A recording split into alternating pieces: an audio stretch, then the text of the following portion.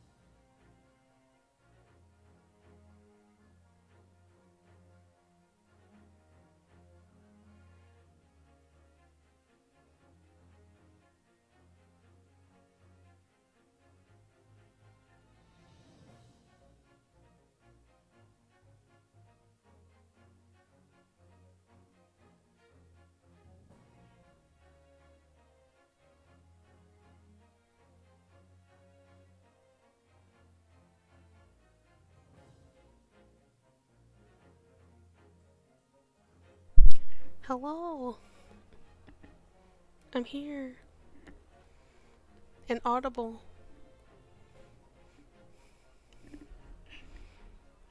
Welcome. Greetings. Hello.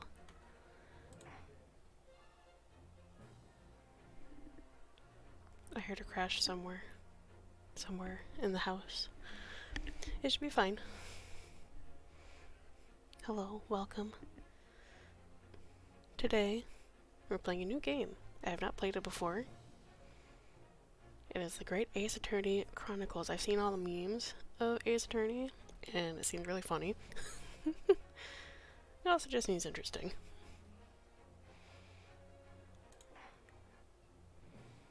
New game. How is everybody? The Empire of Japan. After opening its doors, a push for cultural transformation brought great waves of Western influence to this far eastern island nation. The revolution was Doing good, doing good. Glad to hear it. exciting and unsettling. It was a period of great change, and some were swept away by the tide. You can see my mouse. Oops. Oh no.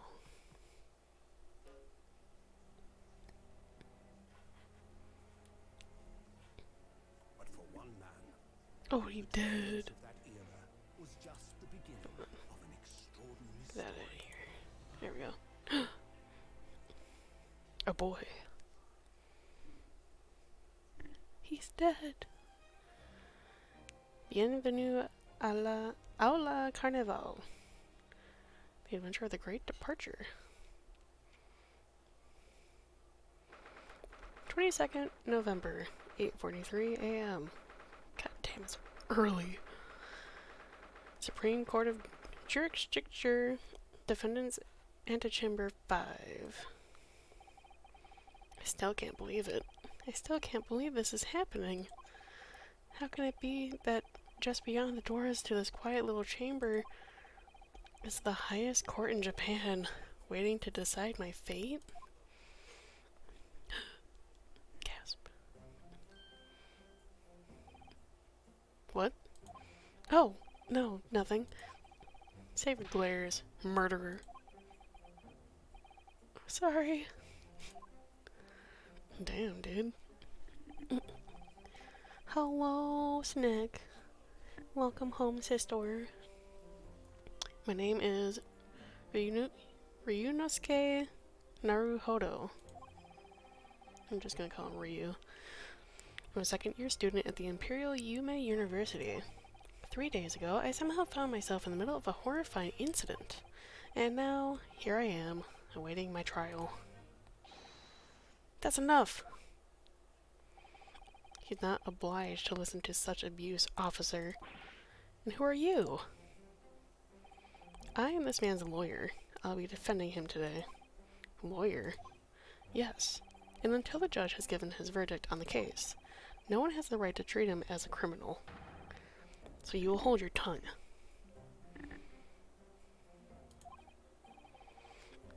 Technicalities. Look at you. You haven't even graduated yet. And yet I still seem to know better than you how a court officer should behave.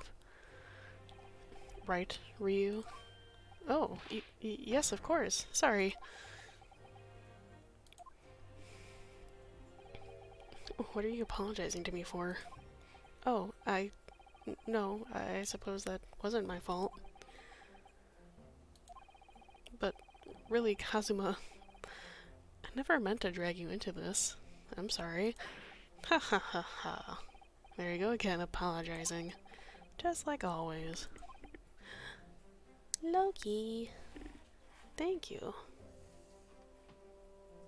I like how they look straight at the camera. I don't either. It's a little jarring. Though I must say, you've been all over the newspapers these past few days. Yume University professor murdered in cold blood by student. But obviously, you didn't actually do it, did you? Of course not. You have to believe me. I didn't do it. I could never murder someone. Then there's nothing to worry about. Straighten yourself up. Hold your head high. You mean... I believe you. I know you're innocent. Thanks. Kazuma Asogi, my best friend. He's also his second year at Yume University. But he's far more clever than I, a star student, in fact. He's even a qualified lawyer. Impressive, considering he's still an undergraduate. It's not that impressive. The very concept of lawyers is only a few years old, here in Japan anyway. My qualifications don't mean much. Yet. You said exactly the same thing 3 days ago. But I'm proud to have a friend like you, Kazuma. Truly. 3 days ago? Yes, that's when all this started. Reaches a hand through the screen. Congratulations, Kazuma. Looks like you're going to get to study abroad at last. I know. I've been forever dreaming of this day. Finally, those government elites have acknowledged my academic achievements and success in court. So you'll be representing Japan as you immerse yourself in the most sophisticated legal system in the world. I'm really happy for you, and proud as your friend. Huh? Get that bye out of here. Someone get him. Ew. Someone get him. I believe in you.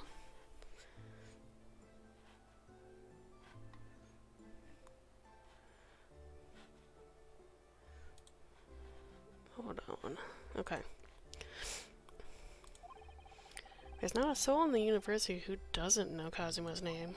He's a living legend. It's like there's some mysterious aura billowing around his temple. I want to bring about change in our own legal system. That's why I have to cross the ocean to see the real thing with my own eyes. The heart of the British Empire. I wish I could see it too. Then come with me. We'd have a wild time tearing up the streets of Her Majesty's City of London together. If only it were that simple. Oh dear, look at the time. I better be going. Alright, I'll see you later. I think I'll stay and enjoy this place a while longer. Good idea. After all, it's not every day you get to visit a high-class Western restaurant like this. See you in the English class tomorrow, then. Partner. Noise. You could bait it. Oh, thank you for the glasses. I didn't know I could ban it. Yeah, you could. It was straight after that. That's when it happened. Asogi, may I have a word? Oh, hey. Professor, I didn't know you were coming. Well, this case has personal significance to me.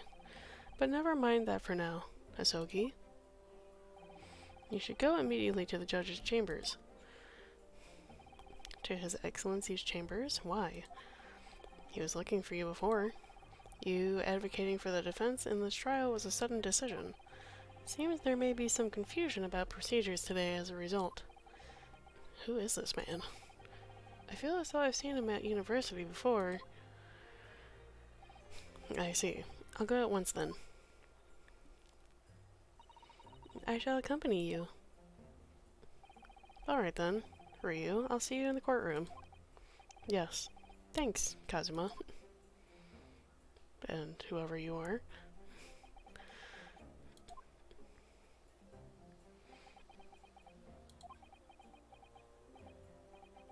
This is awkward. If I may... yes, sorry? You must be the defendant. Ryunosuke Naruhodo, I believe? Yes, that's right. My name is Yujin Mikotoba. I'm a professor in forensic medicine at Yume University. Professor Mikotoba. I've heard that name before, from Kazuma. As I recall, he's been pushing to get the government to agree to Kazuma studying abroad. Asogi has told me about you. You and he are best friends, I understand. It's awkward when they just... at the screen. It really... I hate it. It really is awkward. As such, I feel you should know. Know what? Well, as you've no doubt heard, Asogi has been granted permission to go and study in Great Britain. However, if he should fail to defend you in today's trial, I'm afraid that that permission will be revoked and never granted again. We'll find out how loud the rat is. Oh, wait. I wonder how loud the chat rat is. Is he loud? What? As I suspected, you were unaware of this. Oh, that isn't that bad. Could he be louder? I had a feeling Asogi may have chosen not to tell you. My ears are bleeding now. He's agreed to defend me knowing that if he fails, his dreams will be shattered? But I don't understand. Why would the government do such a thing? The administration has to choose from a large number of applicants for overseas study. It's very difficult to persuade them to grant permission, even in the most favorable circumstances. I don't believe it. But I didn't do it. I swear it. I'm not a murderer. I'm sure that's true. Nevertheless, I can assure you that proving your innocence will be no easy task. You see, there are certain peculiarities about today's trial. Sorry? What do you mean? You'll soon understand once proceedings get underway. But then, what should I do? Well, naturally, I'm not going to suggest doing anything that can lead to a conviction. Right, so as soon as the trial starts, the judge will pose a certain question to the defense. When that happens, you must answer before anyone else. You must say, I do. I do? But what will the question be? Surely not, do you accept the accusations brought before you? Of course not. Defendant! Ugh, I've been flashbanged. Court is about to begin. Proceed to the courtroom at once. It would seem our surreptitious discussions are to be cut short. So allow me to summarize. Kazuma Asogi must not be the defense lawyer in this trial. Of course, as the defendant, the final decision is yours. What are you waiting for? Do you want to be found guilty for failing to appear? Get moving! There's no point in anyone advocating for the likes of you anyway. Damn, bitch. This is it. If this trial goes badly, Kazuma's dreams of studying abroad are over, And what's more, I'll be found guilty of murder. And so, with absolutely no idea of what laid ahead, I embarked on the unforgettable trial. Ah! My one and only chance of proving my innocence. The trial that would decide my destiny.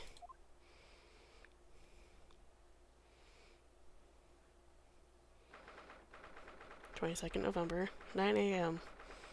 Supreme Court of Judicature. No, I can't say that. This is not the flashback. This is current present. Courtroom 2. Same, my guy. Looking around everywhere. So this is a courtroom. The Supreme Court of Judicature.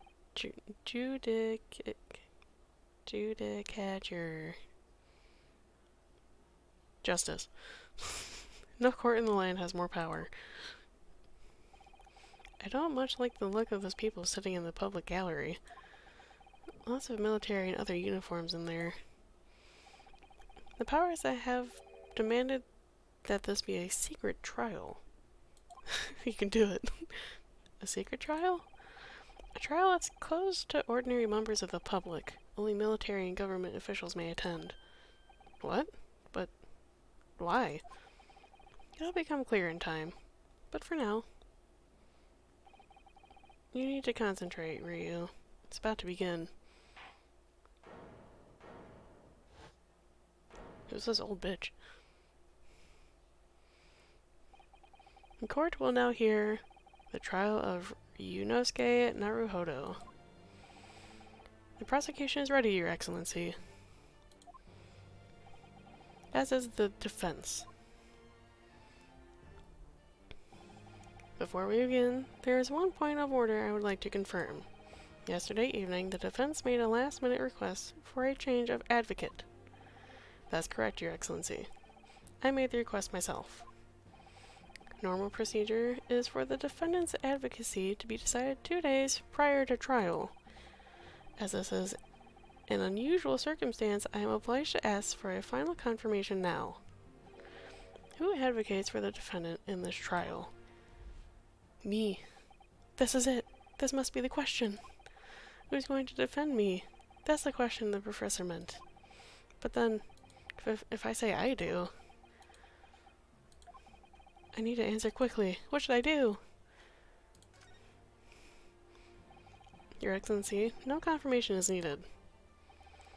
As I'm standing here beside the defendant, I hope it's clear who will advocate for the defense. Me, bitch.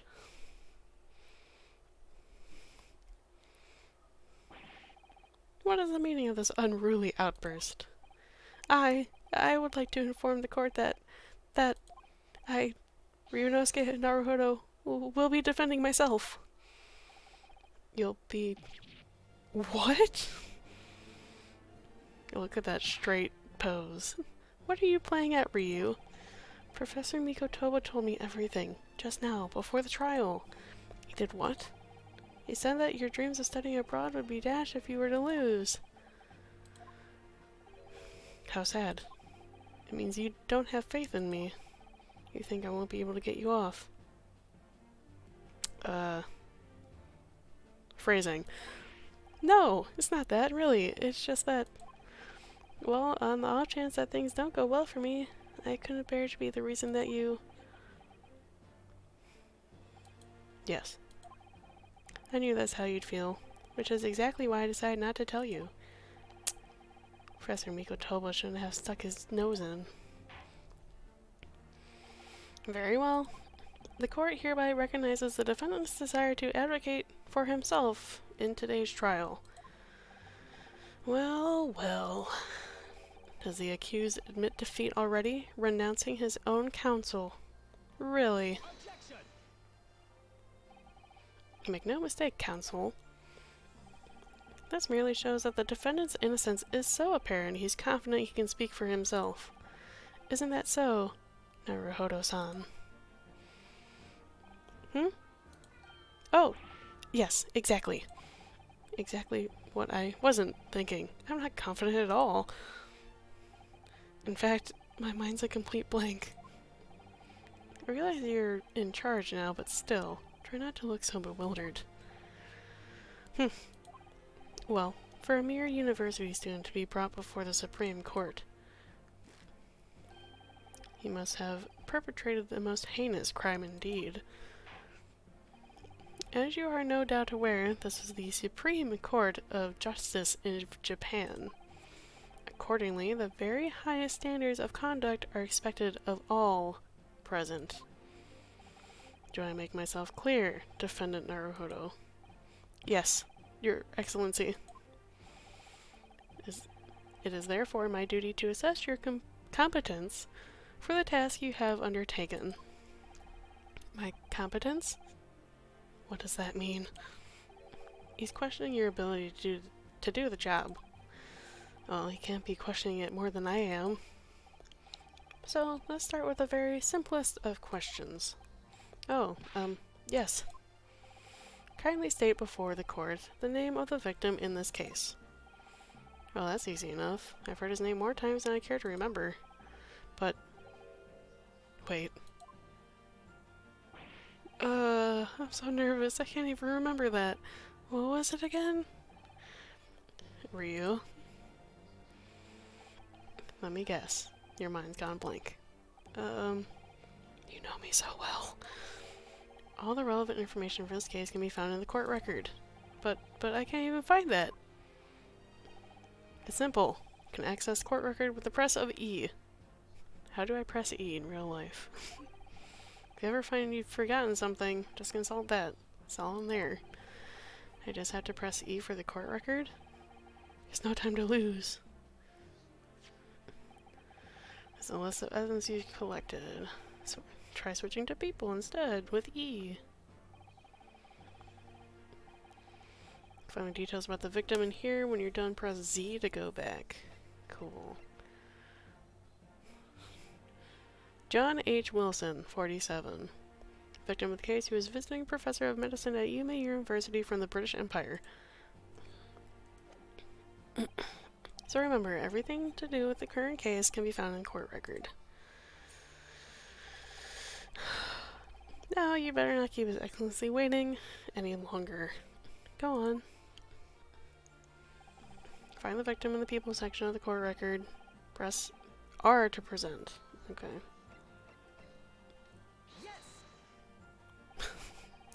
The victim's name was Dr. John H. Wilson. Tish ha ha. The fuck kind of laugh is that? So, excuse me one second. Ugh. I realized my sweater was brushing up the cord of my headphones. So I'm sorry if there's any static for that. Also, nope. Camera, please. Thank you. Maybe. Well, at least you can remember the name of an esteemed member of your own university. Dr. Wilson was visiting professor from England, invited to Yume University 3 years ago. Indeed, which is the reason why this case has such profound implications. The British Empire is, at present, our country's most valuable foreign ally. And as most of you will be aware, we have just signed a new treaty together after lengthy negotiations. There can't be anyone who hasn't heard of the Anglo-Japanese Treaty of Friendship and Navigation. That's, I speak like that. And yet, despite these delicate circumstances, the blood of an Englishman has been spilt on our soil. You two are both undergraduates at the Imperial Yume University, are you not? Murdering a professor from the very institution that provides your education. Have you no honor? Ew, why is this spelled the British way? Ugh. But I didn't do it. This case is coming under great scrutiny from our allies on the other side of the world. The court therefore wishes for a speedy resolution to this matter. In other words, our feeble government is scared of upsetting England's policymakers. And you're a convenient and expendable scapegoat to blame for this crime. So that's why the trial has unusual peculiarities, is it? Exactly. Our government needs to convict someone as quickly as possible. All because the victim was an Englishman. Yes, Dr. Wilson was an Englishman. But nationalities and treaties won't make any difference for me here. The fact is, I was there at the scene of the crime. Oh dear, look at the time. I better get going. Alright, I'll see you later. I think I'll stay and enjoy this place a little longer. Good idea. After all, it's not every day you get to visit a high-class Western restaurant like this. See you in English class tomorrow, then. Partner. The British Empire. Wow. It's incredible to think... Wait. I've seen that man at university. I'm sure he's a visiting professor from Great Britain. I don't know his name, but still, I should go say hello. That's where you fucked up. So I went over to the professor's table. Can I introduce myself to Dr. Wilson? Now then, let me pose my next question to you, Defendant Naruhodo. Yes, Your Excellency.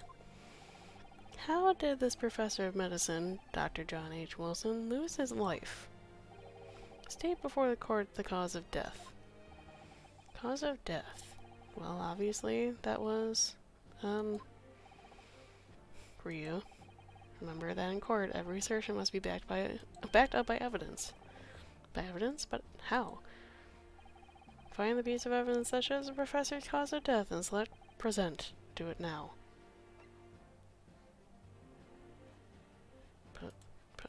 Present. There.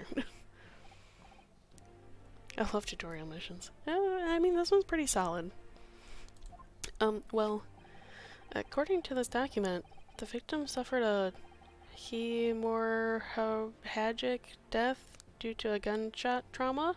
I'm trying to read, you imbecile. That's the post-mortem report, I take it. Sorry, yes, that's right. The, post-mortem report. In the West, a doctor dissects corpses to identify the cause of death in an autopsy. But here in Japan, a police officer merely inspects the body and draws conclusions that way. Oh, I see. As long as I'm not going to be tested on any of this later. This is a so-called photographic print of the scene of the crime. That looks like a gunshot wound to me. You can clearly discern scorch marks around the bullet hole produced by the powder explosion. In other words, we should assume that the victim was shot at close range. Thank you, counsel. The court will accept this modern scientific evidence into the record. He was shot from the front in the chest and subsequently died. So that's a photographic print. Well, that's something I've never seen before. It's clearly superior to a drawing. The detail is incredible. Very well, I'm satisfied with your answers. Let us start the trial.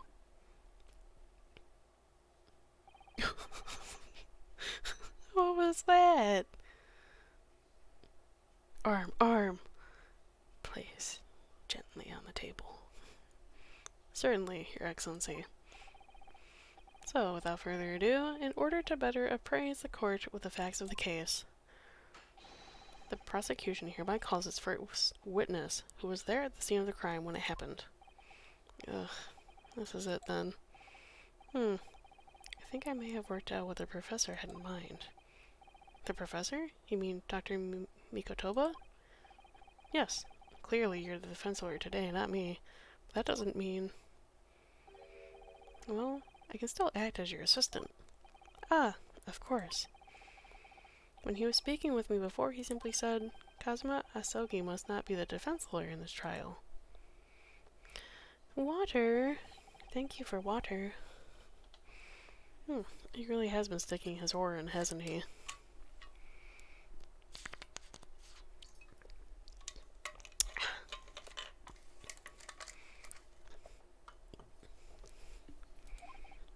maybe, but any help you can give me would greatly be appreciated, Kazuma. Well, my first piece of advice is rein in that crazy look of bewilderment and control the cold sweats. Only if you rein in that crazy headband and control the cold stares first. Thank you, Core. How are you today? Witness, state your name and occupation for the court, please. Of course, my name is Satoru Hosonaga. I'm the head waiter at the Western style restaurant called Le Carnival. Ahem, ahem. Oh, buddy. that ain't a good look for you.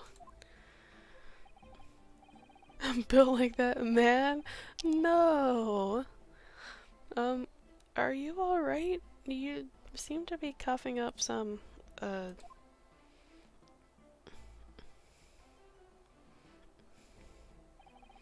It's a regular occurrence. It really doesn't bother me. That's concerning, my dude. Well, it really, really should. As everyone knows, the capital's southeastern quarter was developed for foreign visitors some years ago. It's become a very fashionable district now, full of hotels to accommodate overseas guests. This grim crime occurred in one of the district's so-called restaurants, an Occidental eatery 3 days ago. Understood. Hosonaga-san, you will kindly tell the court everything you can about the incident. At once, sir. And no petty interjections from the aspiring lawyer boy, please. Oh, perspiring maybe, but aspiring? It was just after 2 p.m. on the day in question. We have few diners at the time of day. The lunchtime rush was over, and there were only 3 tables still occupied. That fits with my memory of it, too. There was hardly anyone else in the place. Ahem, ahem. It was when I was in the kitchen, putting away crockery and cutlery. A gunshot rang out, so I hurried out of the dining area to see what had happened. I found the victim, an English gentleman, slumped in his chair. And standing immediately beside him, gun in hand, was the accused and a university student. Hold on, let me just clarify something here. While I did pick up a gun that I found lying on the floor beside the professor, I didn't shoot him. I believe I asked you to refrain from petty interjections. The court wishes to listen to the witness's report of what he saw, you amateur. But the next time you interrupt at an inappropriate time, you will be penalized, Defendant Naruhodo. Don't worry, you'll have your chance to fight back. For now, we must quietly listen to the witness. If I may confirm one point, waiter, standing beside the victim with a gun in his hand was the same man we see here in court today. Yes, without question. I see. And apart from the accused, was there anyone else standing beside the victim? No. There was no one else around that table but the deceased Englishman and the university student. Huh? Wait, what did you just say? There was no one else around that table? What's the matter? That's just not right. When I went over to Dr. Wilson to say hello, there was a woman sitting opposite him at the table. Really? And that's not something the waiter could have missed. I've been warned about interjecting, but still, what should I do? What should we do, y'all? Should we interject? Or should we wait and be quiet?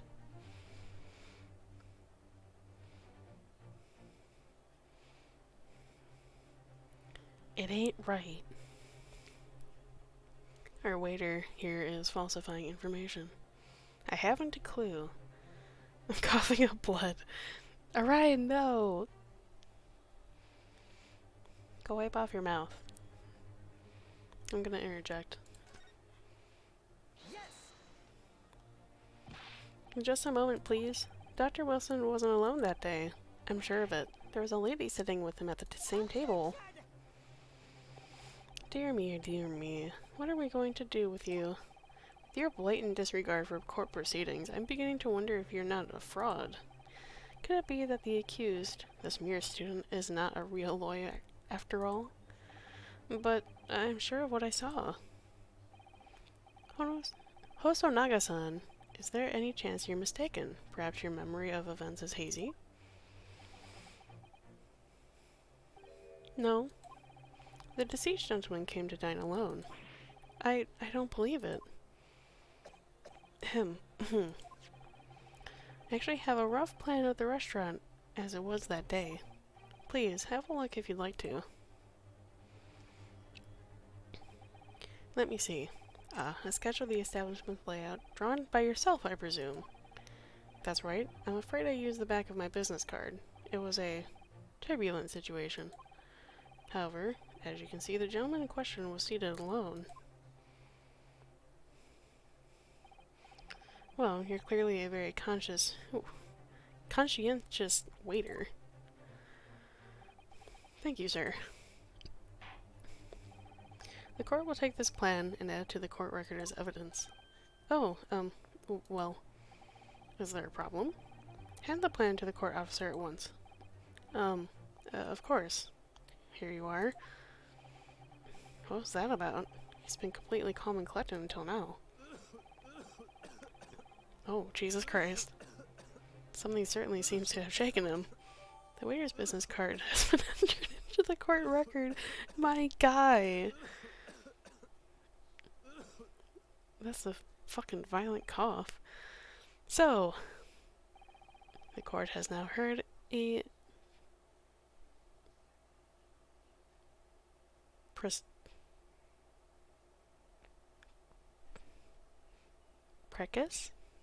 precise? I'm dyslexic, I don't know what that word is. Of the case. Yes, at the moment the gunshot was heard in the restaurant, the only person in close proximity to the victim was the defendant on trial today. It would seem we are looking at a black and white case here. Defendant Naruhodo. Yes, Your Excellency. If you admit your guilt at this stage, the court is willing to look mercifully upon you. In other words, you may have some small reprieve in terms in your inevitable punishment. I call this waiter as an unsworn witness in order to explain the details of the case to the court. But I must warn the defense, if you are determined to pursue matters further in this trial, the prosecution has defensive evidence from sworn witnesses who were present at the scene of the crime. What do you think I should do, Kazuma? What do you mean? Well, I'm going to be found guilty one way or another, it seems. Wouldn't it be sensible to plead guilty at this stage and hope for a more lenient sentence? Everyone keeps telling me that this trial is unusual, about these peculiarities. You said it, Professor Mikotoba said it, and so has the judge and the prosecution. I'm scared of what lies ahead if I push this. As I said from the outset, I believe you're innocent. I trust you. And yet, despite knowing that, you're willing now to throw that trust back in my face? Is that it? What? If the accused is in fact innocent, then a defense lawyer is duty-bound to prove that innocence by whatever means necessary. Are you just going to abandon that duty? Are you going to give up on yourself? The battle hasn't even begun yet. The defense pleads not guilty, Your Excellency. We invite the prosecution to stop making empty threats and bring out its witnesses. Then we'll see how decisive this evidence really is. Ooh. Indeed. Prosecutor Ouchie. Ouchie? Yeah, okay, that's how that would be. Ouchie. Please continue with proceedings. Well, you were warned. The young can be so reckless. You know, many call me a saint, but I can be a devil when I want to be. Ugh. In a few short moments from now, that dumbstruck young mouth of yours will be silenced forever. The prosecution calls its next witness. Very well, officer. Bring forth the witness at once.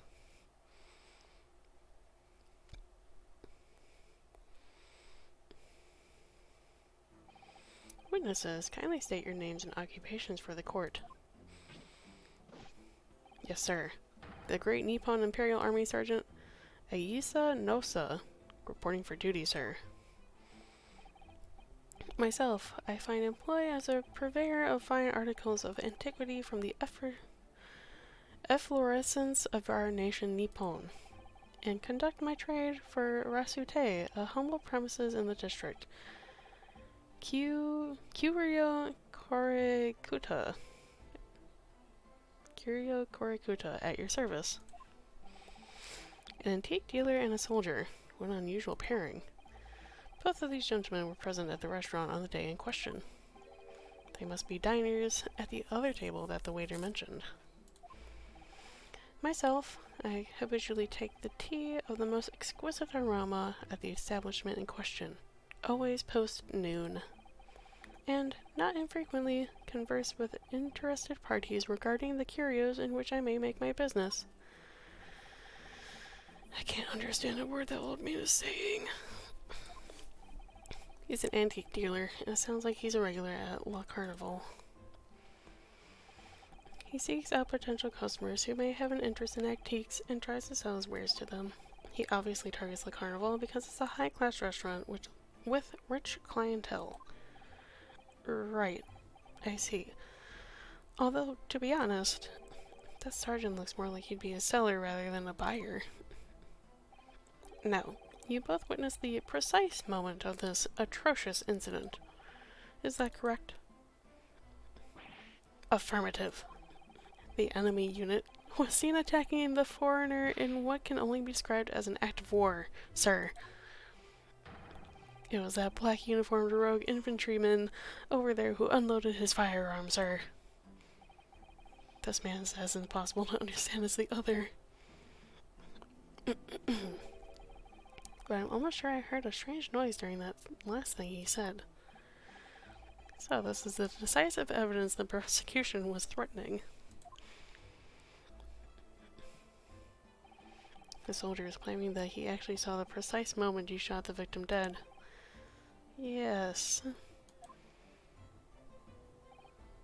Well, are you starting to feel uncomfortable? If I'm honest, I was feeling uncomfortable from the start.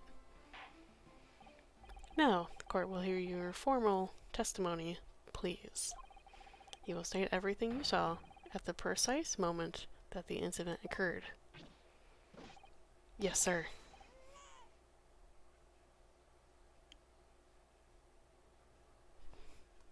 What? There's like a baby cry. What the fuck was that? Standing by ready to report, sir. Unsavory memories of a most aerobic afternoon.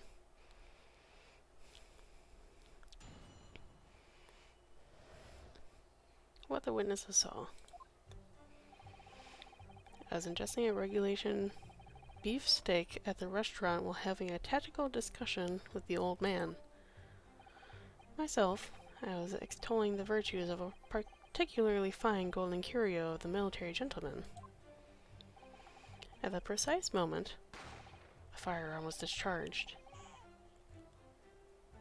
Yeah, what? I guess that's his tells, the fucking baby cry? Hello, Kyler. Thank you for the blip. I observed the enemy's actions with my own eyes, so that's his lie.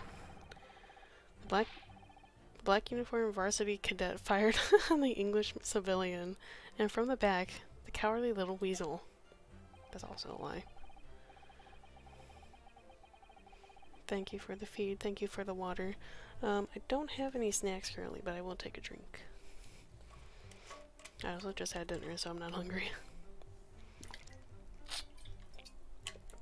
Hello, hello.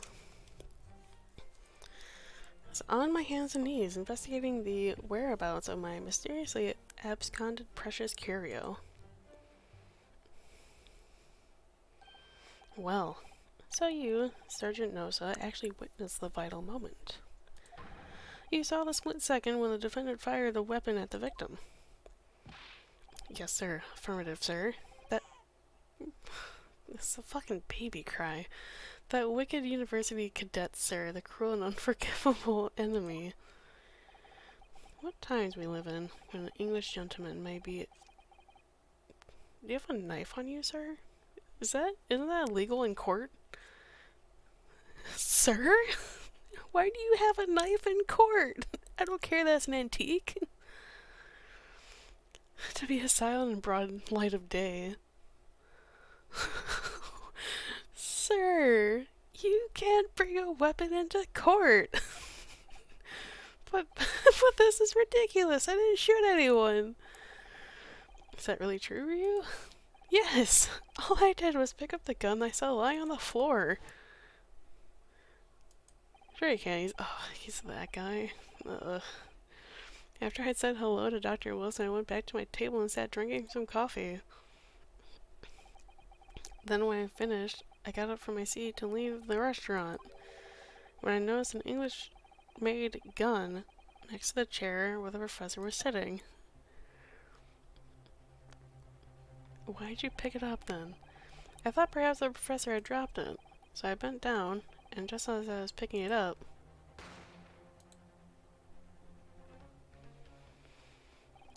well, if that's the truth, there is obviously a criminal on the scene somewhere. And somewhere in these two witnesses' testimonies is a clue to who that criminal was. There is? Ryu, you must exercise your right to cross-examine the witnesses. Cross-examine? Do it now!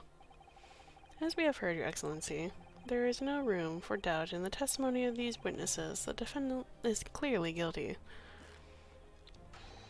It is time to bring this despicable student to justice.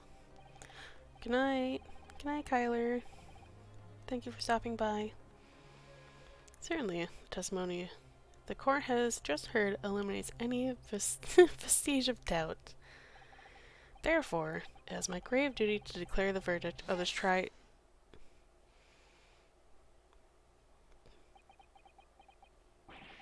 What in the name of the Emperor is the meaning of this outburst? I mean, the defense demands its right to a cross-examination.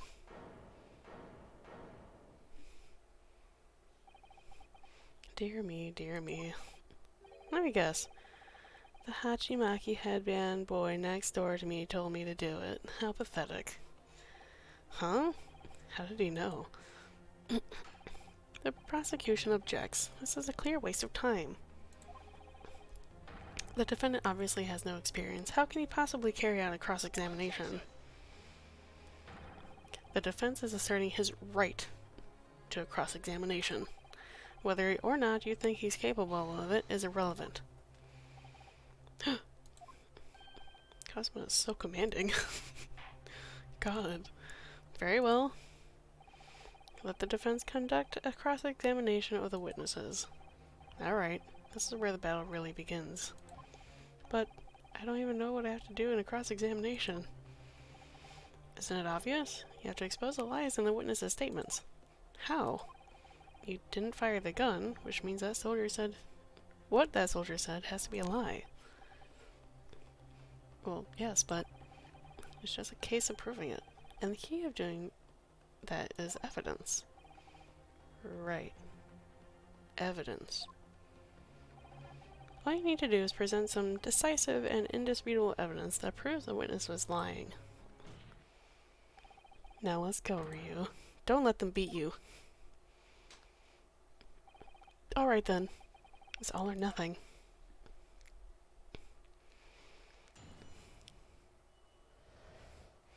What would a witness saw?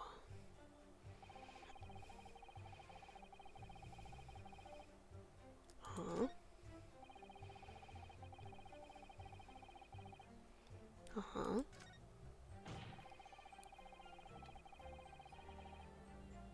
Uh-huh.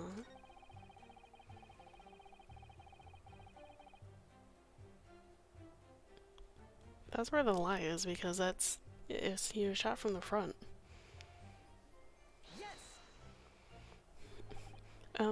So this black uniformed university cadet, you're saying that was... Ugh. I've just about had enough of your sauce, cadet. Who else do you see around here in a black uniform, hmm? Well, there's someone standing right next to me who fits the description as well, but... It was you, you little weasel. You unloaded the firearm on that man, from behind his back, and you call yourself a citizen of the great empire of Nippon? You disgust me. What is it? I'm not quite sure. Something about the sergeant said, but I can't put my finger on it. Something's playing on my mind. In that case, check over the details of the evidence we gather in the court record. And if you find an inconsistency there with what the witness just said, then don't hold back.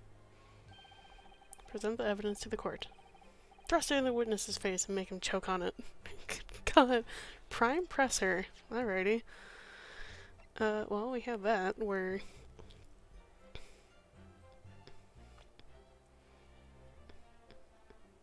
No, I want this. He was shot from the front.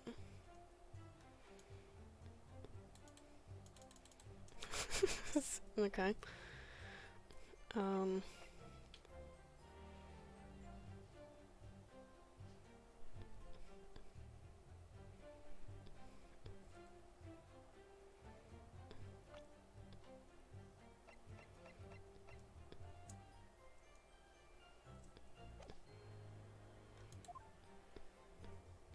Oh, now it'll let me do it.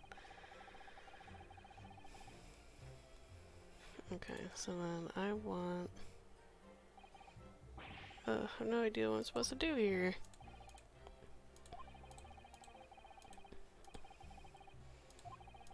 I understand that. The question is, how? Like I said before, the key to this is using evidence that you've collected. You can examine and present evidence. Yeah, what? Yeah?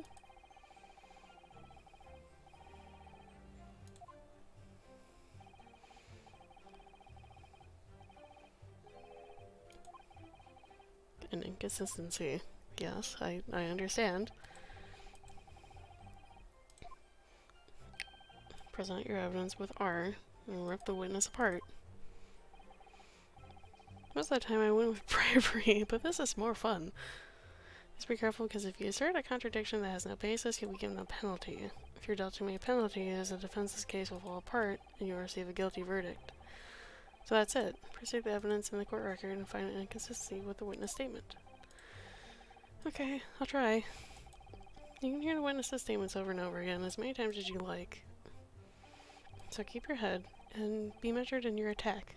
Good luck, partner. Also, you have a fucking katana with you. Okay, so it was...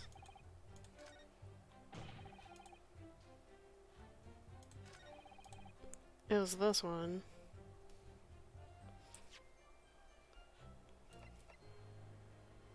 Yes! It's old times. Oh, he's sweating.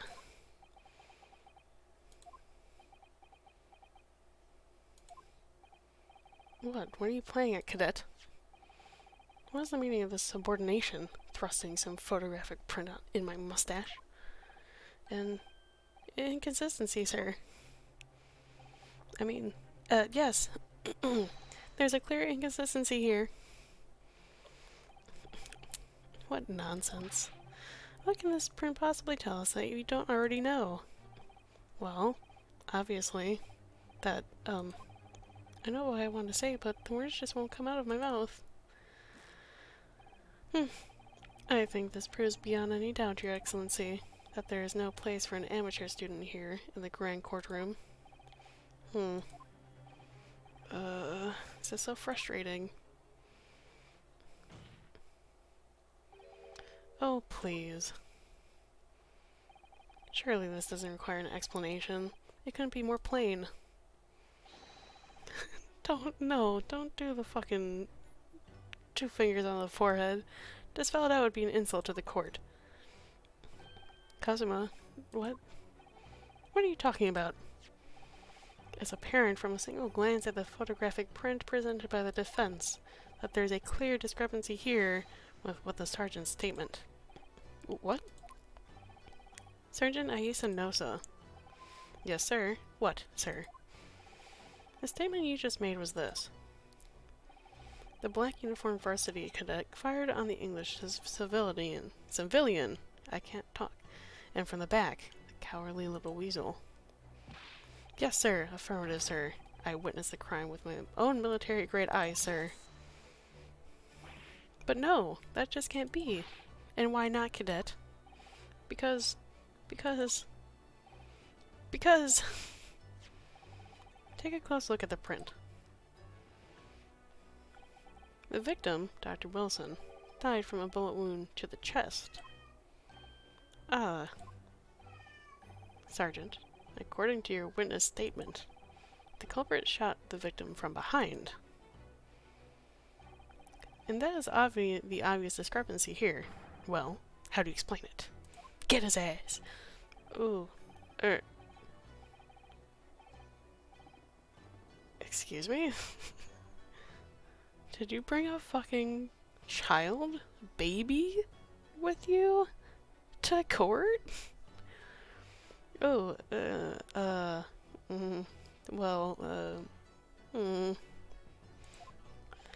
what was that? Something just popped up from behind his back, but he pushed it down again. Certainly there is a clear discrepancy with the facts here. Would you not agree, Sergeant Nosa? Yes, sir. At this juncture, that would appear to be indisputable. They're crazy. Until the moment I heard the firearm discharge, my eyes were firmly fixed on the delicious and the carnival steak, sir. What? The last testimony the court heard was proven one thing beyond all reasonable doubt.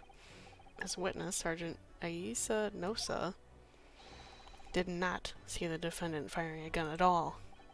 Ugh, that's absurd. I think the conclusion we must draw is simple.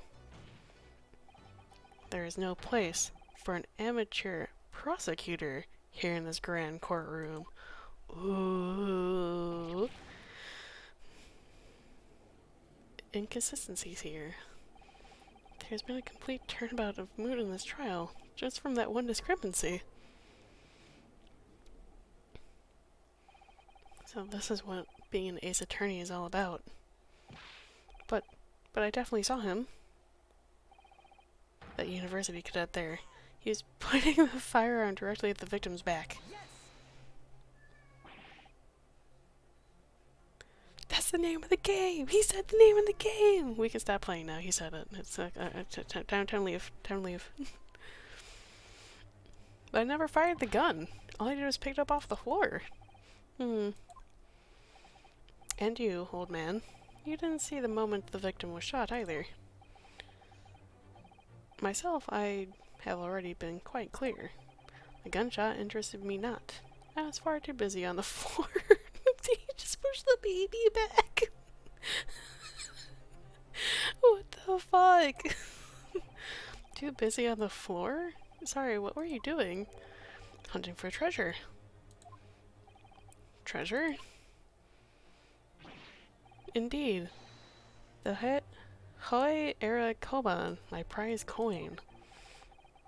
On each occasion when I visit that restaurant, it is my habit to place it in my bosom pocket a particular trinket of interest from my shop, Rasute, in the hope of meeting a rich diner who might like to buy it from you on the day under scrutiny. It was to the military man that I proffered my Hoey treasure. Believed that he would purchase such a rare find, I did not. But I was presented with little alternative. And then, after averting my eyes for the briefest of moments, there was no more. It simply vanished. The Koban vanished? They're all crazy. Hunting around under the table I was. In case mayhap it had fallen there, and then it happened. You heard the gunshot, you mean? Indeed I did. But I heeded it not, for I was concerned only with finding my abscon Hoy treasure. Nothing could distract me. Out of interest, did you find the coin in the end? No. I see. That lamentable day, the precious Hoy Koban was lost to me.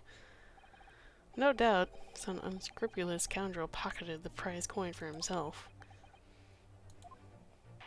You think I'm a thief too?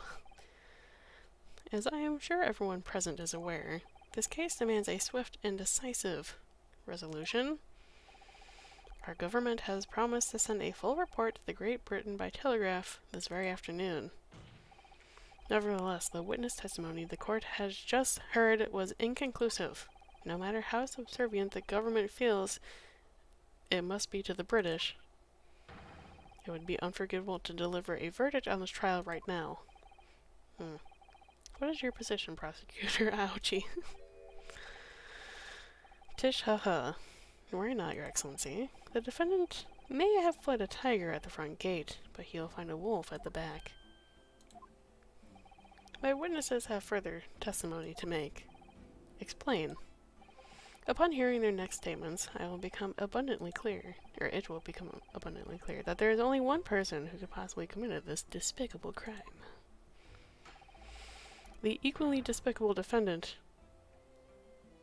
Ryusuke Naruhodo? What? He really seems to have a despicable opinion of you, doesn't he? Ugh. I'm my own defense attorney and witness? Very well, the court invites the witness to testify again. He will thoroughly explain the reasoning behind the prosecution's allegation. Is that clear? As clear as Kiriko glass, your excellency. Yes, sir. At once, sir. Awaiting signal to testify, sir.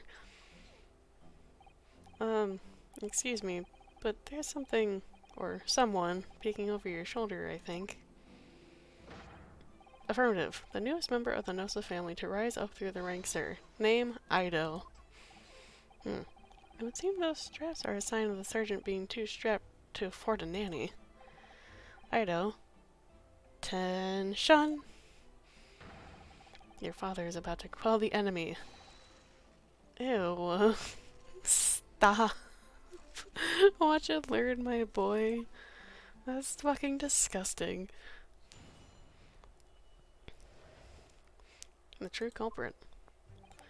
Even if what I saw wasn't the precise moment the firearm was discharged, it's almost the same thing. Yes, pointing his gun at the foreign man he was, that young lad in black. How much I myself did see. Furthermore, a visual search of the premises at the time confirmed that we were the only personnel present.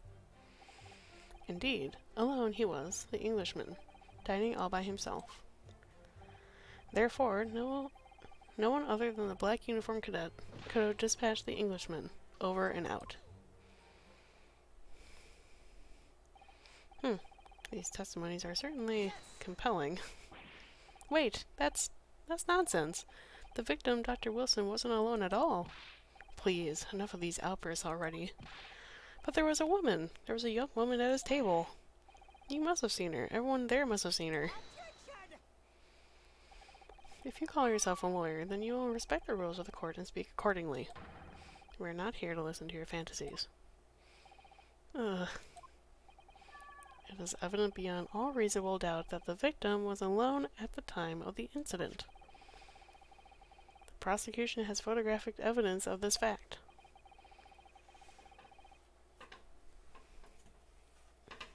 Ma'am? Ma'am? Can I help you? Ma'am? Hi. Ma'am? Is this the photographic print of the scene of the crime council?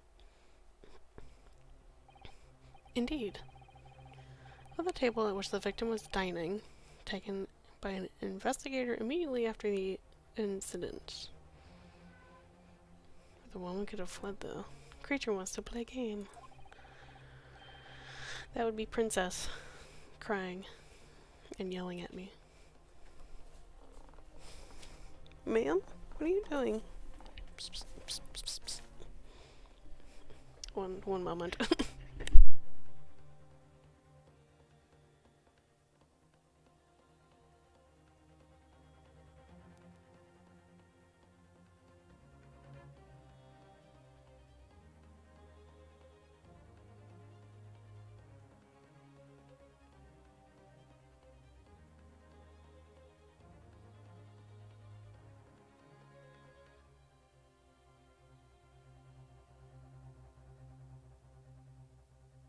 Excuse me as I become possessed for a moment.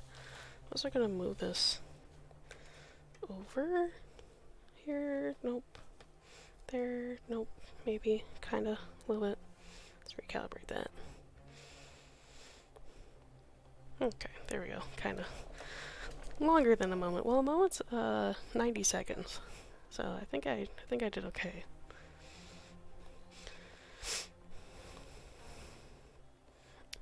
As can plainly be seen, there is only one place set.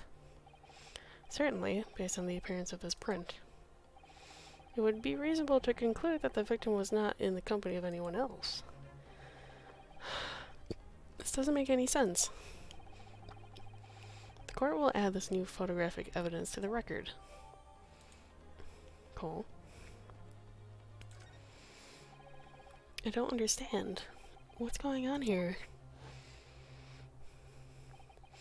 It's just not possible that nobody else saw that woman. The waiter before us said the same thing. He maintains that Dr. Wilson came out to the restaurant alone as well. But that's not true. I saw her. I swear that I saw a woman with him.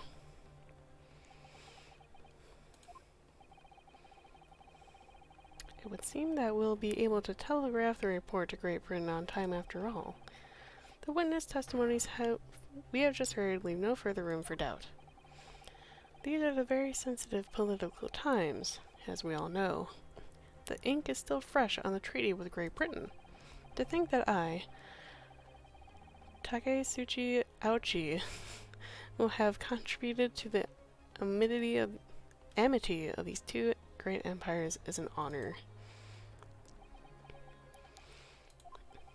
How can this be happening? The judge is ready to rule. Stand tall, Ryu. It's not over yet. What? If what you say is true, then there's something going on behind the scenes. And now's your chance to expose it, to draw out the truth, in your cross-examination. I don't know, Kazuma. The defense is entitled to a cross-examination of the witnesses, but make it quick. Understood? Rules can be so unbending at times. Ugh. But we don't have any fucking evidence, though. Second win, let's go! Even if I wasn't on his precise moment that firearm was discharged, it's almost the same thing. Pointing his gun at the foreign man he was, that young lad in black. That much I myself did see. Furthermore, a visual search of the premises at the time confirmed that we were the only personnel present.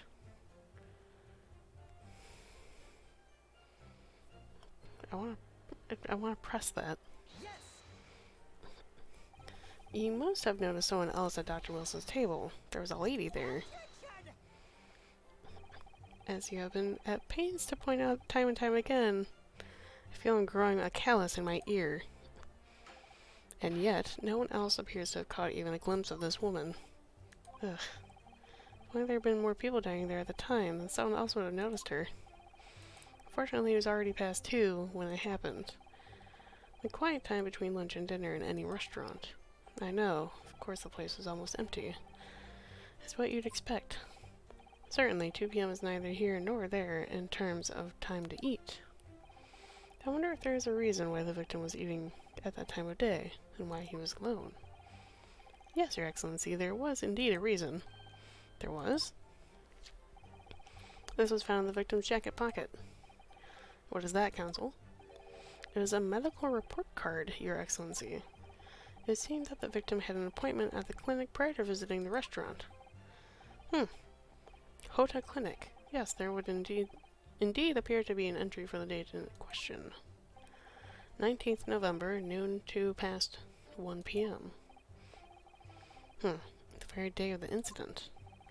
So the victim went for a late lunch following his appointment. The explanation couldn't be more simple. The prosecution felt no need to submit this evidence before, as it really had no bearing on the case. I wonder. What do you think, Ryu? Huh? Well, it is hard to see how that could be related, really. Remember, you can request for it to be entered into the court evidence if you think it'll be useful. Should I ask for Dr. Wilson's medical report card to be evidence or not? Yes.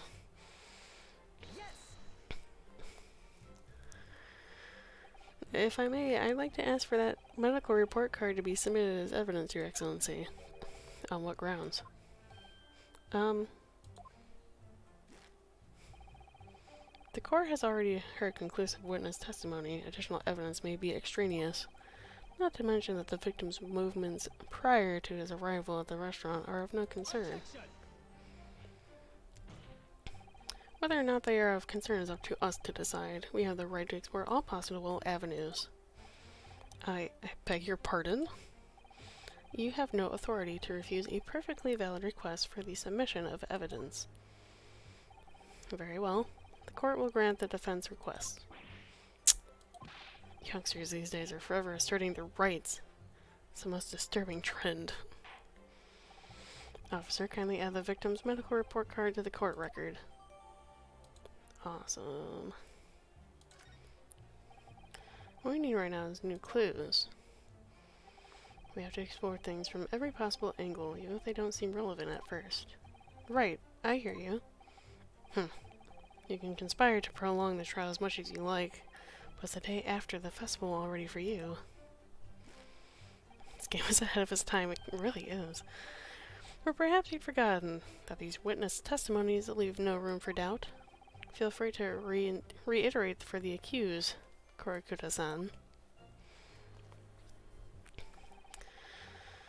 Indeed, alone he was, the Englishman, dining by himself. Therefore, no... Okay. So how do we go about... Excellent work. We've gleaned some new information out, did we? Well, yes, but I don't feel like it changes much. I can't see that it brings any real discrepancies to light. One moment.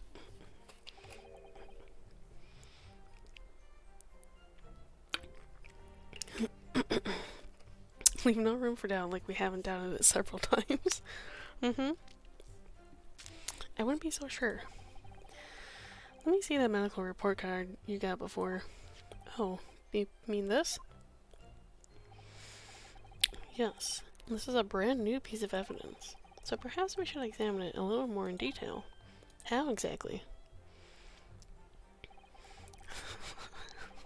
You'll notice some pieces of evidence bear a magnifying glass. They are ones you may examine. Press space and you can take a closer look at the piece in question. Use arrow keys. Oh, interesting, it's 3D. To rotate the evidence in all directions and examine it from all angles. By using WASD, I have a cursor. You can move the crosshairs around to hunt clues that may have been missed before. 3D It's like the game, it's in 3D. The crosshair pulsate. Press space to investigate further. So, partner, I think you should take a closer look at this medical report card. See if there isn't something new to be learned by examining it in more detail.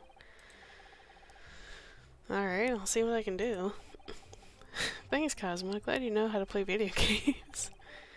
And you use arrow keys, WC, and space to inspect any areas that may look suspicious. Well, considering that it did that, it says hold a clinic on this medical report card. I hate clinics. Almost as much as I hate hospitals and surgeries. Aren't they all the same? When I was 5, I caught the only cold I've ever had in my life. Damn, dude. Fucking pinnacle of health over here. I remember, even though I felt awful already, I had to have this hideous injection in my right arm. Brr. I'll never forget it. Never in my whole life. Most people will give their right arm only to have one cold in their whole life. Anyway, I don't think this is a clinic where they treat people for illnesses like that. Let's keep looking for clues. You don't want to miss anything. Alright. Ooh. A dentist. It looks like this medical report card was first issued quite some time ago. It's probably a record for a long-term treatment. That's why. With a family doctor, I imagine. Well, I can't imagine going to a doctor, I mean. As long as I'm alive, I'm never consulting one. Well, if you were dead, there'd be no point. So you don't like doctors, then? Why would you? They make you drink horrible-tasting medicine, they give you painful injections, and then they demand lots of money for you for the privilege. All when you're at your lowest ebb. You sound like a model patient. What a bad case of stubbornness, no less, for which the only cure is a very bitter medicine indeed. That's funny. Okay. We have this little bent corner.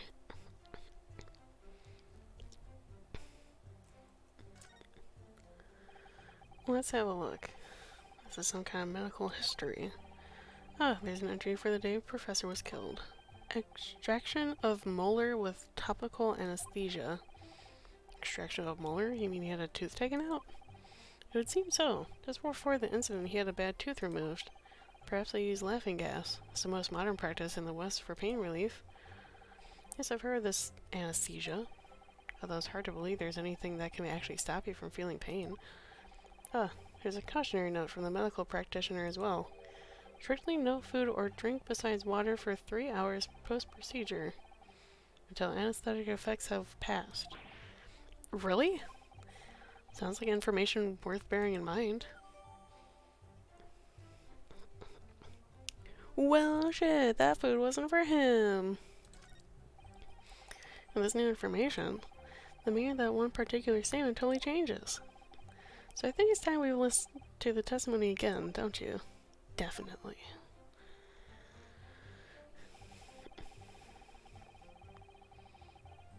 It's almost the same thing.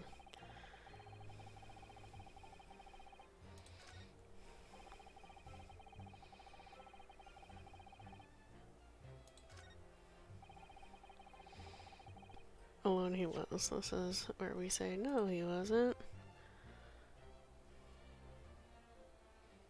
Alright? Yeah? The plot thickens. Well, I think, about what are you wittering, lad? Call yourself a lawyer? I wish I could. But first and foremost here, I'm the accused. Who are you? Everyone stumbles on their words occasionally. Under the circumstances, I wouldn't worry about it. Thank Cosmo. I can see it quite clearly in the cross-examination you just carried out. When you raised your hand straight up like that, so purposefully, you knew exactly what it was you wanted to say. You don't feel like you have to choose your words carefully to say what you're thinking. Alright. Thanks for the advice. You a bitch. Korakuda-san, this is the medical report card belonging to the victim. Ah, I see. And I don't see. What of it, boy? Comparing what is written on this report card with your witness statement, Something clearly doesn't add up. Dear me, have you forgotten my words so soon, you amateur? Sorry, what? You are not to interrupt court proceedings with your amateurish drivel. But let's see if I can explain it in words you might understand. It was after 2 p.m. in the afternoon when the victim was murdered at the restaurant. Whatever he may or may not have done before that time is completely irrelevant. But that's, remember, you don't have to use clever language or fancy words. Just make your point. Your Excellency, I believe we're finished here. There is surely no need to prolong this trial further. The witness testimonies the court has heard have been clear and concise. This medical report card has no bearing on the matter of it at all, for the simple reason that there is no one else besides the pale-faced pupil. I didn't read that. This medical report card has nothing to do with the case? Do you really believe that? What? That outburst half petrified me, boy. Of course I believe it. How could it possibly be relevant? Perhaps because Hoda Clinic, which issued the report card, is a dental clinic. A dental clinic? Is that supposed to mean something to me? Perhaps if I told you that the victim just had a tooth pulled? What's this now? And furthermore, if I told you that as a result the victim had been forbidden from eating... Oh fuck. Just what are you trying to say, cadet? He had orders not to eat. So what? It's all written up in here. No food or drink other than water for 3 hours post-procedure while anesthesia wears off. What? No, that can't... Korakuda-san. What, boy? What? As you just heard, and he was killed sometime shortly after 2 p.m., the victim couldn't have been eating anything at all. No. Additionally, there's more. You have assured the court with unwavering self-confidence that the victim was dining alone. But that cannot possibly be the case. Because the victim, as we now know, had just had one of his teeth extracted and was still experiencing the effects of the anesthetic. Ah! Expertly done, partner. Ooh. Ooh! What is this nonsense, you little upstart? Those are baseless accusations. Just look at this photographic evidence. You can clearly see the plate of food at the victim's table. Use your head.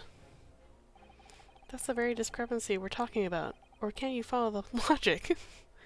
How dare you?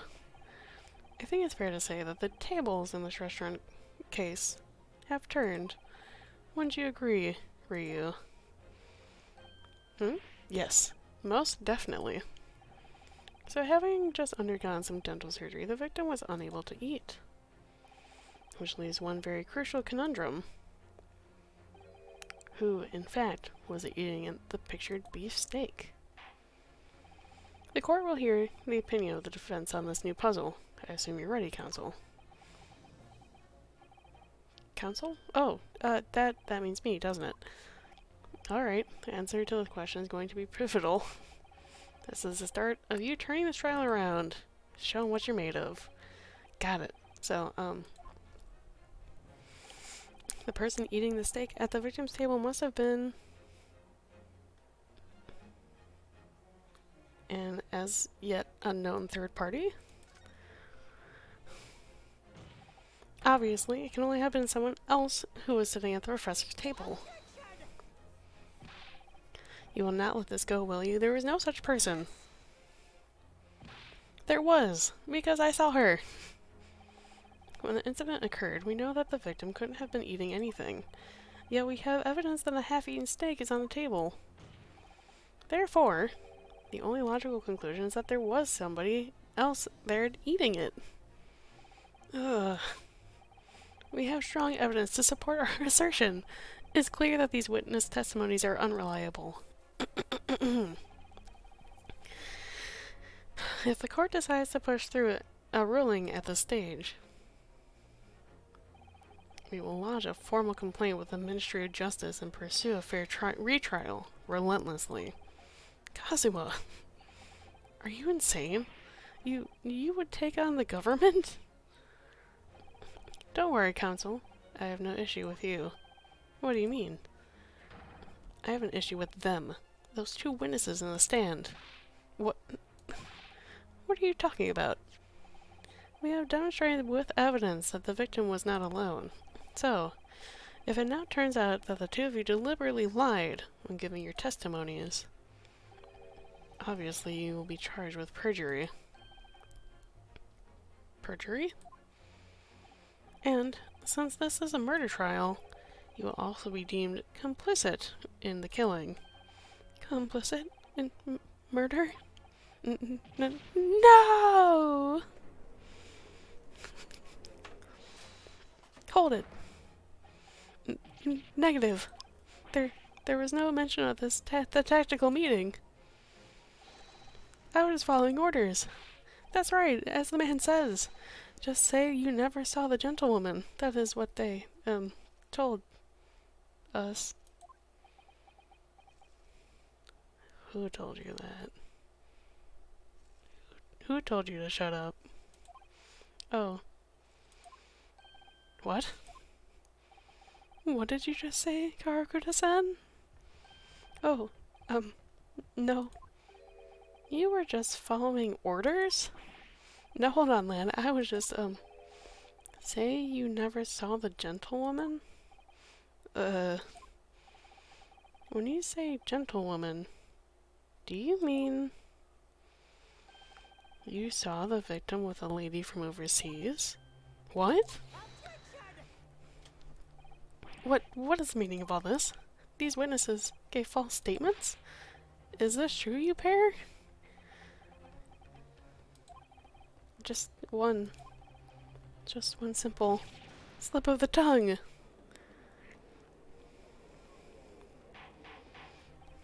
Order! Order! Counsel, explain what's going on here. It's painfully clear now. You tried to prevent these witnesses from telling the truth. Absolutely not. The prosecution knows nothing of this. Then who's behind this? Who tried to make you keep your mouth shut? Well, that's classified. So you're prepared to be tried as a conspirator to this murder, are you? You wouldn't. This can't be happening. Also, ow, my god. This poor man. Being brutal by his own baby. Were you? Judging from the way they're reacting to this, I'd say they were sworn to silence by someone with considerable influence. However, I don't believe Ouchie had anything to do with it.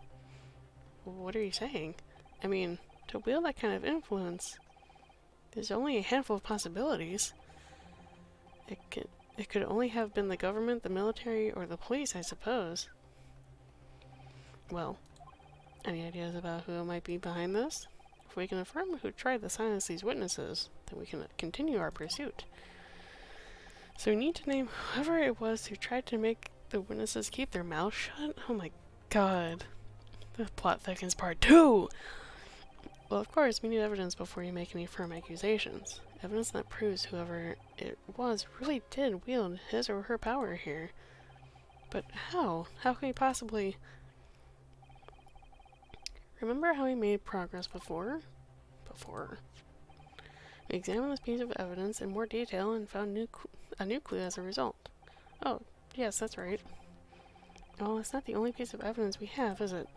We need to re-examine everything and make sure there's nothing we've missed. There's no time to lose. I want answers. If it's proven that these witnesses have been manipulated, I assure you the penalty will be severe. Please, wait, Your Excellency. I had no idea about any of this. I swear to every Shinto god. I knew nothing. And what does the defense have to say about all this? Well, Your Excellency. No time to think. I'm just going to have to close my eyes and shout out the first name that comes to my head. Oh, fuck. Besides the prosecution, the only person with the necessary influence to witness is... you?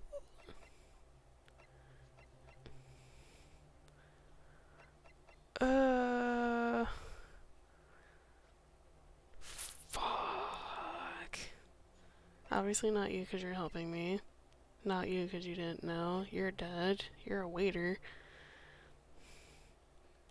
I don't fucking know. You're 38? Goddamn, you look fucking... The butler did it! Well, I have multiple lives, so, I mean... I feel like it might be him. I don't know. Well, surely that would be... Satoru Hosonaga-san. Hosonaga-san? The waiter who took the stand earlier? Medical student professor! Poppycock! What, what possible reason would the waiter have to make these witnesses give false testimony? Not to mention the fact that even a head waiter could not have possibly have that level of influence. Cock. Bullshit! For once, I would agree with you. If that is, the man truly were a waiter. What? If he truly were? Come on, Ryu. Time to hit the core with the truth. The truth about Satoru Hosonaga-san's real identity is proven by this evidence. Huh? Oh, right, his fucking business card. Wait, I wanna flip you over. Oh, shit, you're the police. Well, that's unexpected. What is? Look, do you see it says the witness's name here? Satoru Hosonaga. Oh yes, business cards do tend to show a person's name. Sort of the point. It's not the name that's unexpected. It's his job title. His job? Oh. Chief Inspector Satoru Hosonaga, Primary Criminal Investigation Division, Imperial Police Bureau. Inspector? What? I have no idea. Well, let's face it, the police have a lot of power and influence. They're wielding it somehow. Fantastic. Now that we have that. Hey, look at that. The plan of the restaurant sketched by the man in question? I agree it shows a great deal of attention to detail, but I'm not sure we can include anything. Sorry, Your Excellency, that's the back of the card. It's the back of the card that's of interest. I beg your pardon? Or perhaps I should have said the front? Yes, it's the front of the back of the card. It's the front of the back of the card. That's where the telling detail is. Yes, Your Honor, this game is in 3D.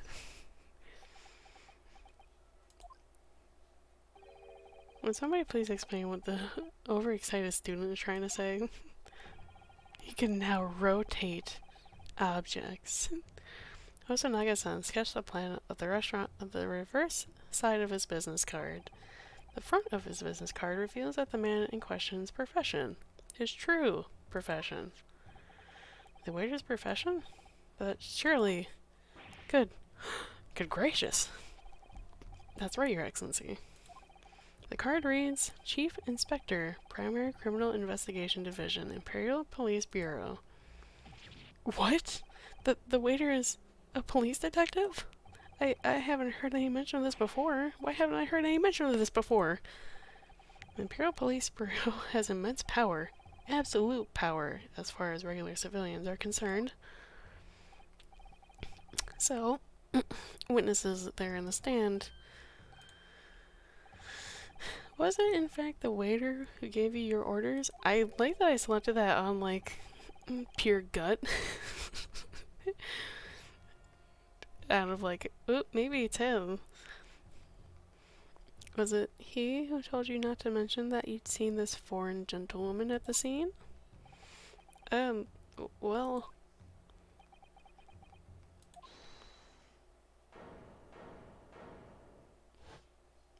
Flashbanged. I said the butler did. That's true too. Inspector Hosonaga. Is that where you're coughing blood? Were you shot? I was worried something like this may happen. The moment you asked me to submit my sketch as evidence, I realized that it was a possibility.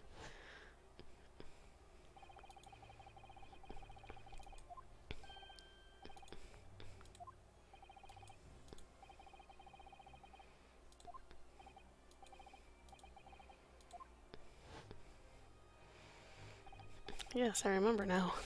He did act strangely when the judge asked him to hand over his business card. I strive to carry out all investigations flawlessly. It's my guiding principle. But I let myself be distracted when I made that sketch. It was an unusually careless mistake. So, you mean to say, you really are a detective? But why would a detective be working as a restaurant waiter? Ah, of course. Your salary must be terrible. Oh no. Your salary must be god awful that you have to take up a restaurant job. I was working undercover. Undercover? Yes, there have been a series of incidents at the restaurant recently. In order to investigate, I decided to get a job there as a waiter working undercover. Incidents at the restaurant? What kind of incidents? Is that where you're coughing blood? That would be classified police information, which I am not at liberty to divulge. However, I can state categorically that they are unrelated to this case of homicide. Very well then, Inspector Hosonaga, but you will elaborate on one point for the court. Of course, Your Excellency. We have just heard new information from the two witnesses beside you. That at the time of the shooting, there was in fact another person present at the victim's table.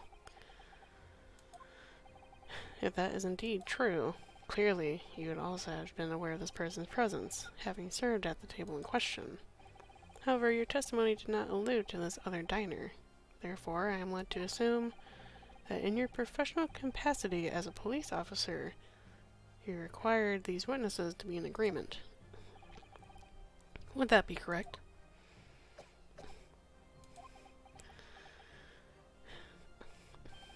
Correct, Your Excellency. Unbelievable. As I suspected.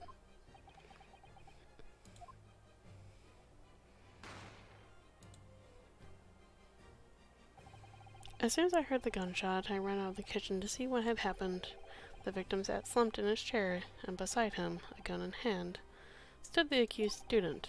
Sitting opposite the victim at the same table was a young lady, whom I guessed to be an Englishwoman. So the truth comes out. I immediately sealed off the restaurant and reported the incident to the bureau. It was then that I received some special orders. Special orders? You mean to say, remove the Englishwoman from the scene at once? It was made clear that the Englishwoman's presence at the restaurant was to be concealed. Those were my orders. But what if this Englishwoman was the killer? I think it would be in everyone's best interest not to pursue that idea. The Empire views the friendly terms of the relationship with Britain more highly than anything at the moment. An Englishman has been murdered on our soil. To name an Englishwoman as the primary suspect, well, without irrefutable evidence, that would be completely out of the question. So that's the reason for the disappearance of the phantom woman in this case. But it's not right.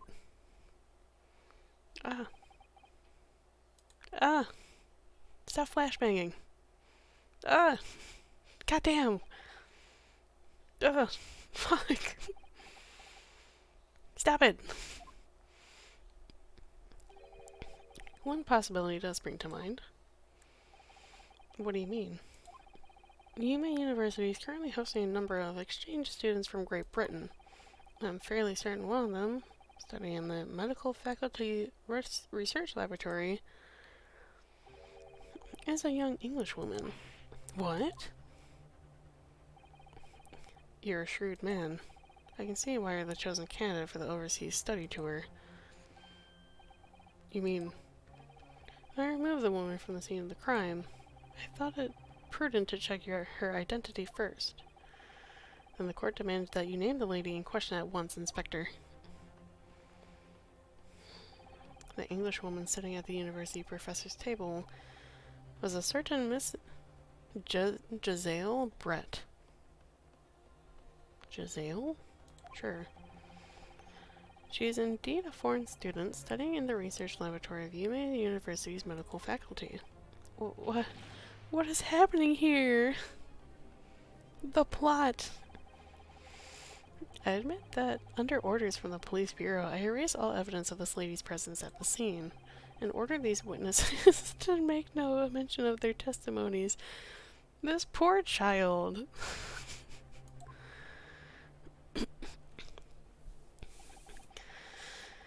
It must now be up to your excellency to decide how to deal with the situation.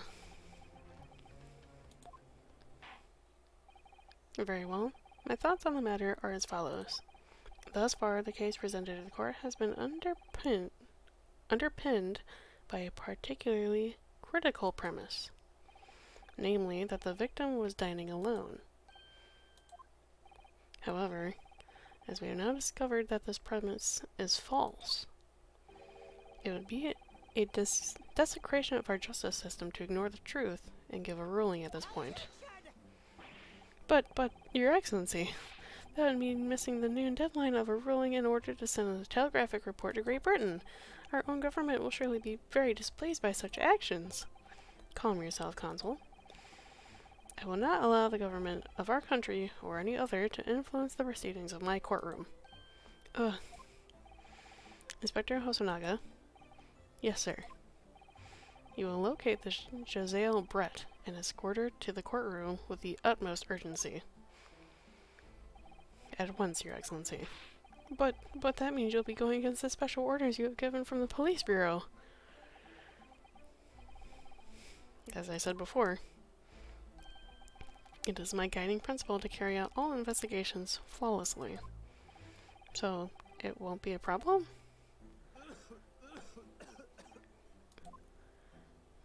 My dude, nothing will get in my way.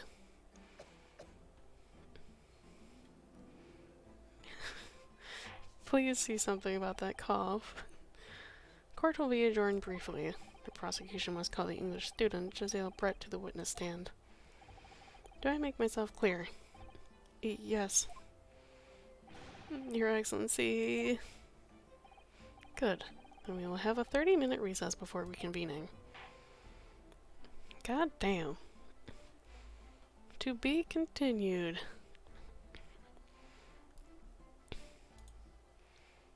Oh, that was a great first chapter. Save your current progress. Yes, please. Yes.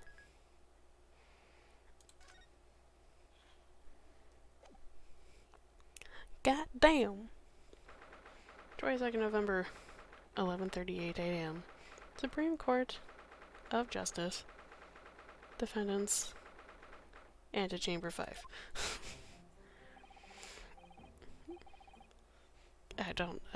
This is... Sir, please, can you please back off? I don't like this. Excellent work, Ryu. That was superb. My heart was in my mouth the entire time. It was almost unbelievable. I mean, looking at you in there. You were drenched in sweat, your eyes popping, your knees knocking, and you were grinding your teeth. Holy shit. It was a grim sight, but before I knew it, you started finding inconsistencies in the testimonies. I think you might have a natural talent for being a lawyer. Forget it. It's terrifying. If I get through this, I don't ever want to see the inside of a courtroom again. Ha ha ha ha. Anyway, looks like we've exposed your phantom lady at last.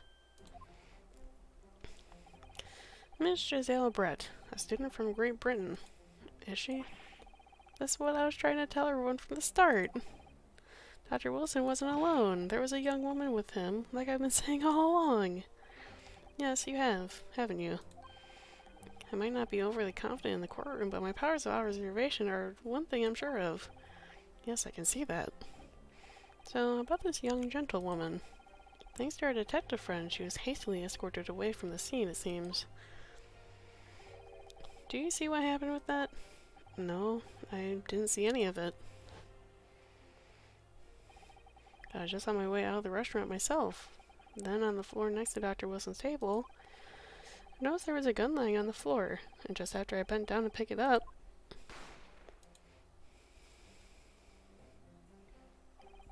I didn't have time to think about where the sound of the gunshot had come from. The waiter ran over to me, looking as white as a sheet, and he bundled me into some sort of small pantry next to the kitchen. What?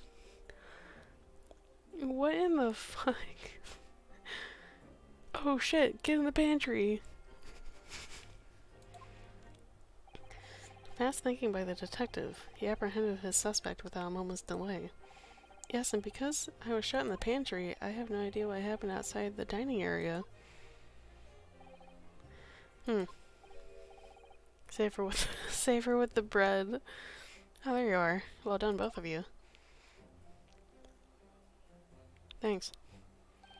Professor Mikotoba. Well, it seems I was right. The pair of you make an outstanding team. You've exceeded my expectations, I have to say. Yes, it seems you planned this from the start. You arranged things so that I wouldn't be able to act as a lawyer in this trial. Our modern country is still in its infancy, our justice system even more so, which is why I firmly believe that we need to send our brightest young stars overseas to learn all that they can. I want to avoid a situation that may have resulted in your study tour to Great Britain being cancelled. Well, it makes no difference. Lawyer or otherwise, if I'm the kind of man who can't help his best friend avert the worst crisis of his life, I shouldn't waste everyone's time by going to study overseas anyway. What? What are you saying, Kazuma? So that's your stance. I was afraid you'd feel that way. Kazuma? Well then. Looks like it all comes down to you, young man. Don't look at me. Stop that. Stop that. To me? Yes. You need to prove your innocence and uncover what really took place in that restaurant. I must say, I very much want to know the truth. After all, I have a personal connection to this case. Come to think of it, he said the same thing earlier this morning, didn't he? If you don't mind me asking, Professor, did you know the victim? Yes, I did. As you're probably aware, Dr. John H. Wilson was visiting Professor Yume, and it was I who invited him. Oh, I see. I didn't know that before. One second, I need to clear my throat.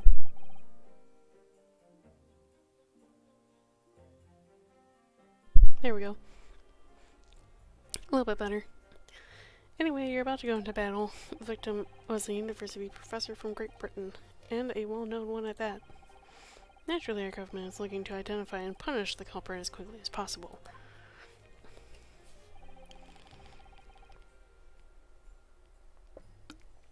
But let's not forget who we're going up against. Thank you, Nightbot. I just took a drink. The gentlewoman whose involvement our police bureau went to extraordinary lengths to hide. Yes, and I'm sure the prosecution will be using every tool at their disposal to quash your case. But I've no doubt that the pair of you will put up a good fight, right to the last. Best of luck. Thank you. Now then. I need you to run an errand at the university at once. There's something I think we may need.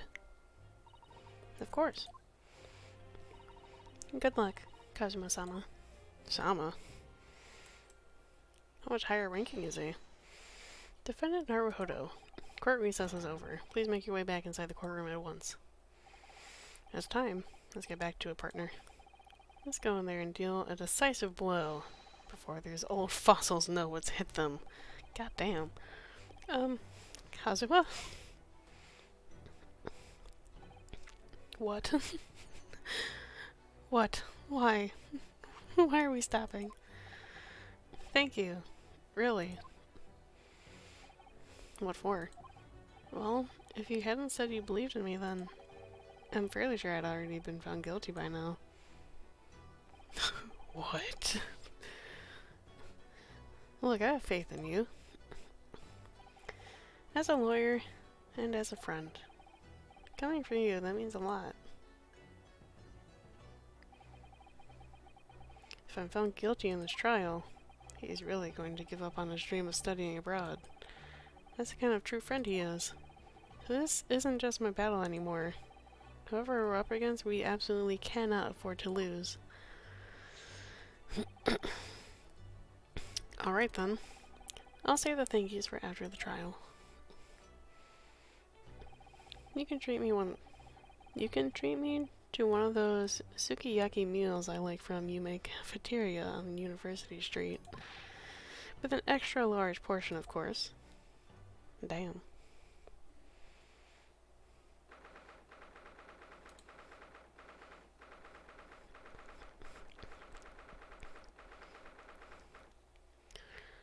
November, 12:09 p.m. Supreme Court of Justice, Courtroom 2.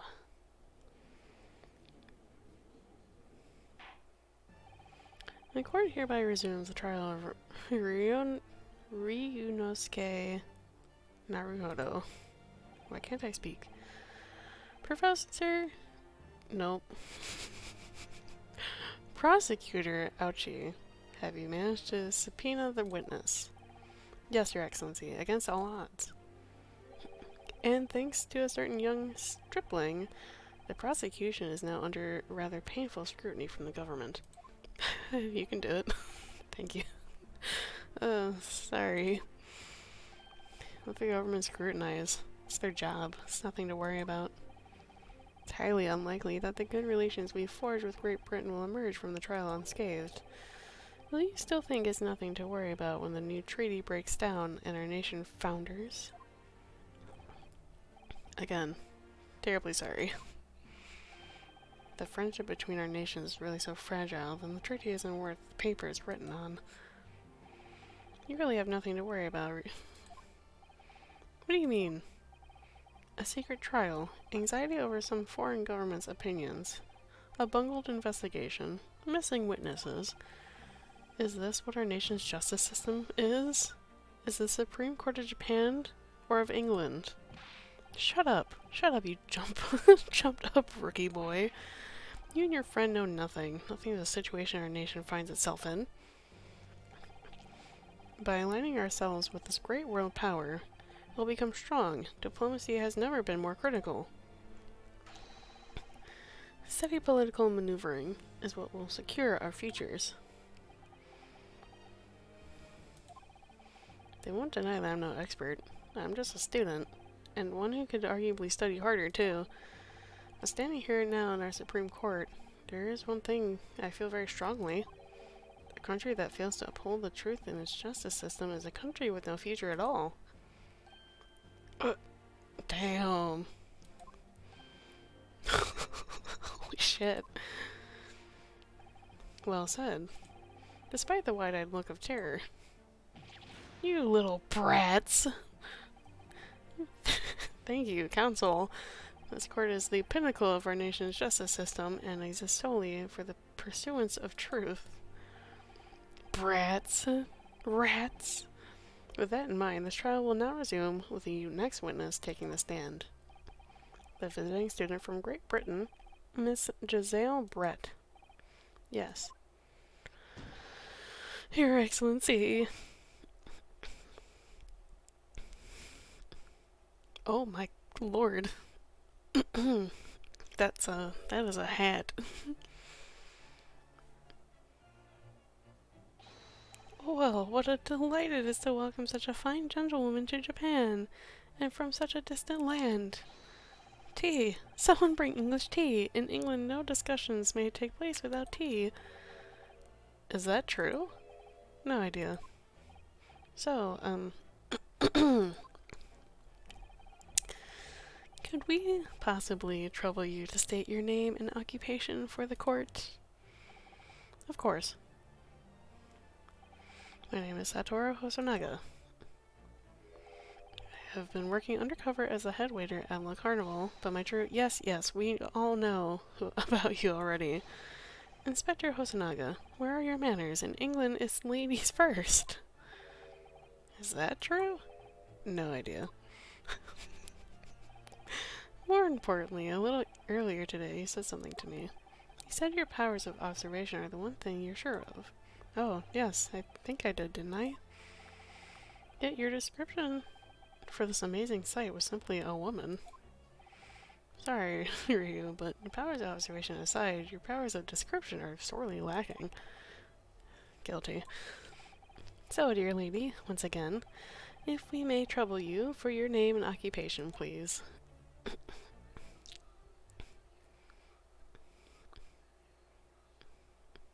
Oh, not the mask.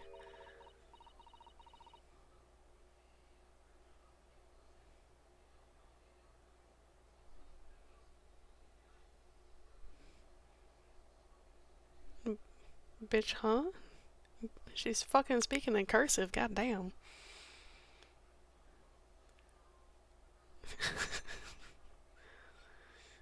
Or her fucking British accent's so strong that it sounds like garbled gibberish.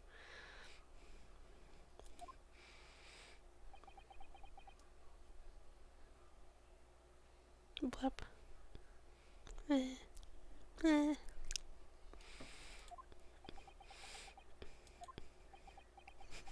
Stunned silence. I'm terribly sorry, dear lady, but... What?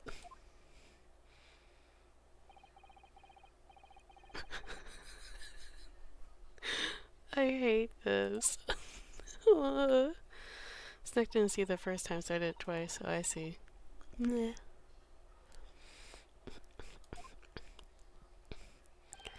The lady says her name is Giselle Brett. She comes from London, England.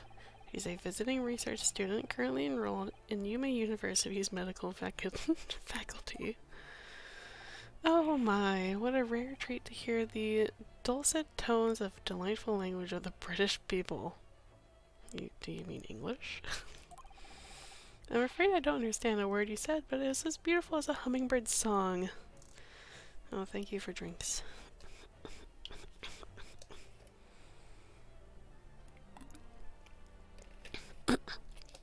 British.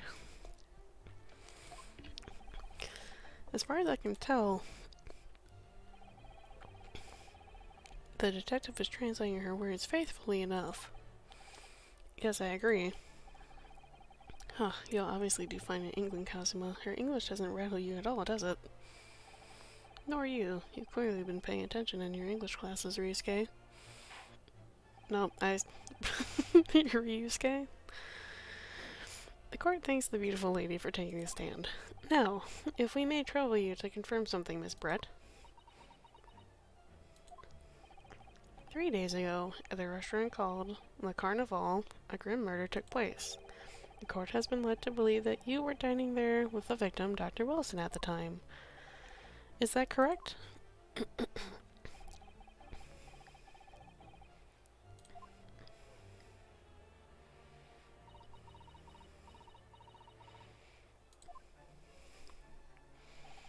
She says, yes. That whole fucking dialogue box for a yes. This could take some time. So even though she's studying here in Japan, she can't speak any Japanese.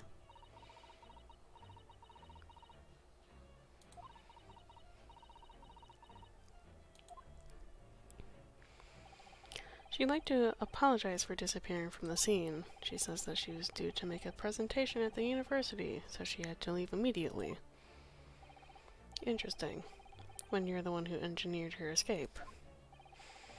I was just following special orders from the Bureau. Oh, now, dear lady, would you be so kind as to cast your eyes over this photographic print? Seeing as you were so unfortunately present at the scene of the crime, could it be that your resplendent eyes caught sight of the wicked perpetrator, perhaps?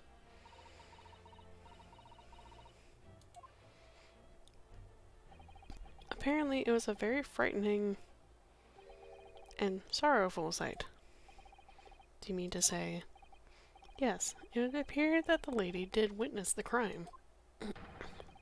The very moment when the accused, standing right there in this courtroom, shot the victim in cold blood.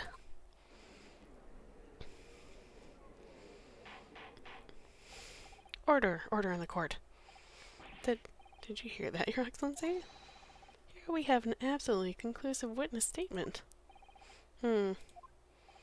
Well, it looks like it's clear now. Clear who our real enemy is. Man, fuck. Unfortunately, I'll have to ask you to formally testify if you please. Kindly tell the court the exact nature of this frightening and sorrowful sight you described.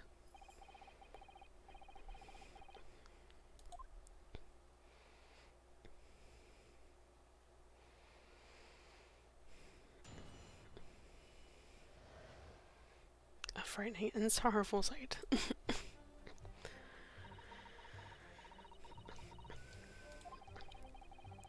I had arranged to meet for a slightly late luncheon with Dr. Wilson that day. The professor was unable to eat, so I ordered for myself only a beefsteak. After a while, the accused came over to greet the professor, and they got into a fierce argument. Then, not long afterwards, the accused took the professor's gun and shot him right before my eyes.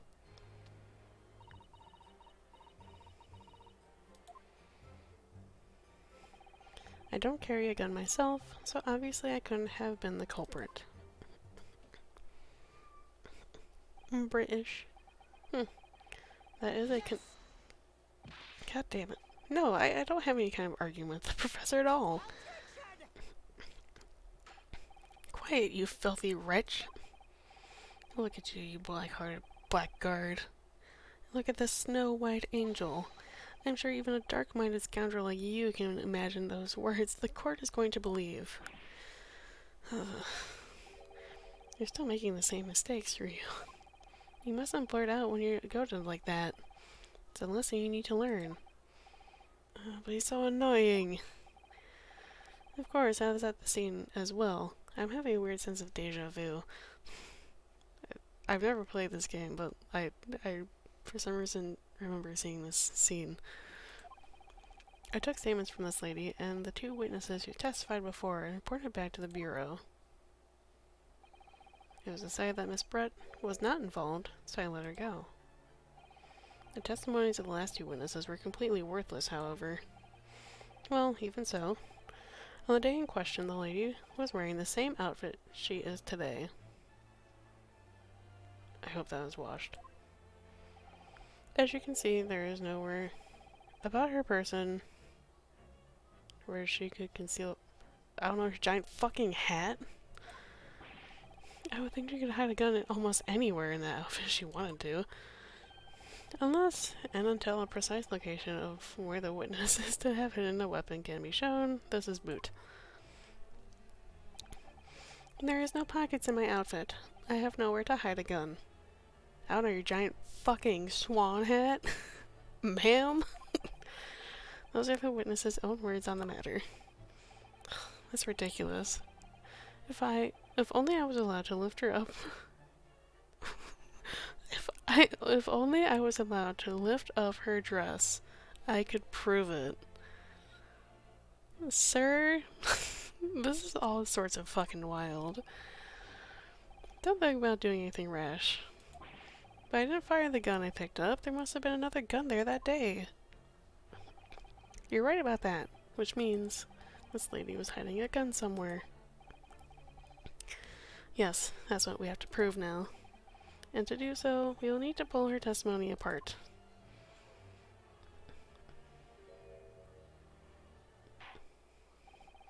The defense may now cross-examine the witness. Oh, yes, Your Excellency. That is a whole fit, though. A frightening and sorrowful sight.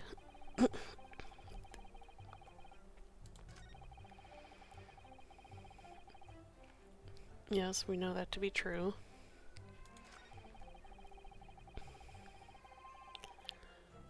This is a lie.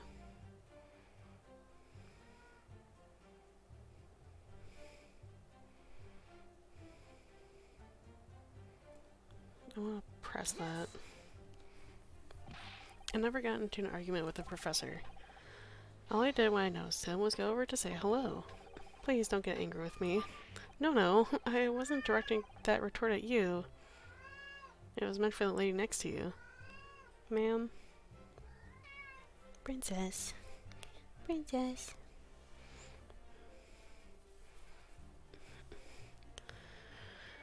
Princess. You're okay. But anyway, as I said, I did not argue with the professor. Princess dislikes the British. Oh no. I'm afraid your words are in vain. Sorry? Miss Brett does not appear to speak Japanese. No, of course not. Japanese is such a cumbersome language anyway. English is the future. We all must speak English. Oh my god! Not the forced English. I wonder if the prosecution will feel that way forever, or only in the presence of a beautiful woman. Well, that beautiful woman is telling blatant lies with completely straight face. I have to find something that will unravel her testimony, no matter how seemingly insignificant it may be. Anyway, it seems that after the argument, the accused briefly returned to his own seat. That part ties in with what you said, doesn't it? Yeah, I still had some coffee to drink. And the next time you got up after that was when I'd finished my coffee and stood up to leave.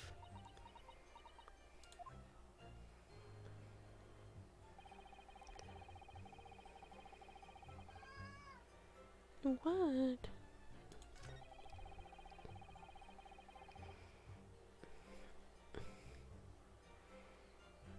Okay, what evidence do we currently have?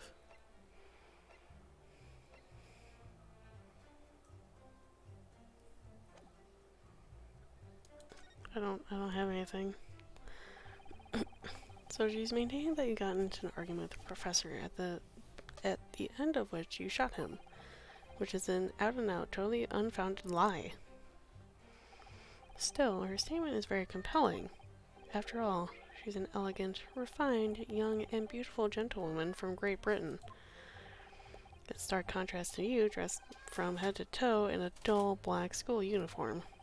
I'm dressed exactly the same way you are, except for the flapping red ribbons. Oh. Princess. Where are you? Come here. Come here. Come here. Come here. Where are you?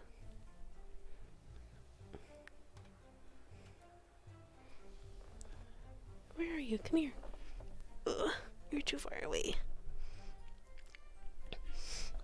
What are you doing? What is you doing? Come here. Come on.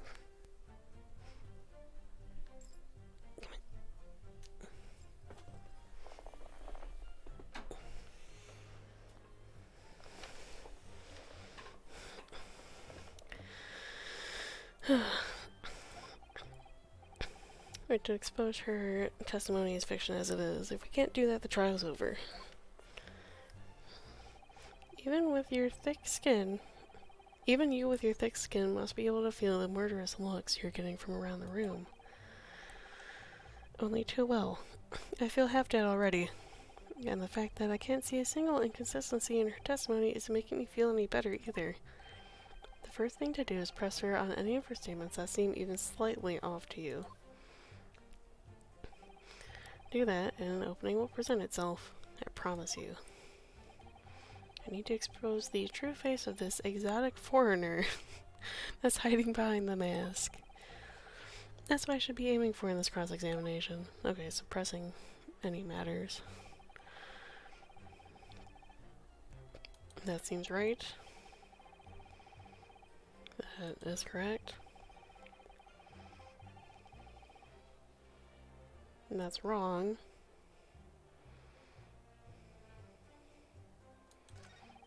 But not long afterwards, the accused took the professor's gun and shot him before my eyes. That's also wrong. Like I said, I did not shoot that gun. And like I said, there's no point in repeating the assertion over and over. Well, I wasn't expecting to be attacked by my own side. For the last defendant, you can't deny that when the shot rang out in the restaurant, you had a gun in your hand. Well, yes, that's true, but all I did was pick up the gun I saw on the floor next to the professor as I was leaving the restaurant. In fact, yes. There was someone much closer to the victim than me at the time. The highly suspicious lady there. That will do, you dirty, rotten scoundrel. Dirty? Your baseless accusations could very well cause an international incident, boy. It seems to me that your accusation is just as baseless as ours. Tish, ha. What nonsense. The lady is merely stating what she saw. And this is already an international incident as far as I'm concerned anyway. I don't carry myself, so obviously I wouldn't have been the culprit.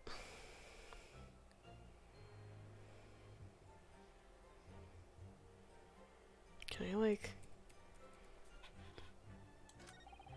Oh, I can. I just have to right-click.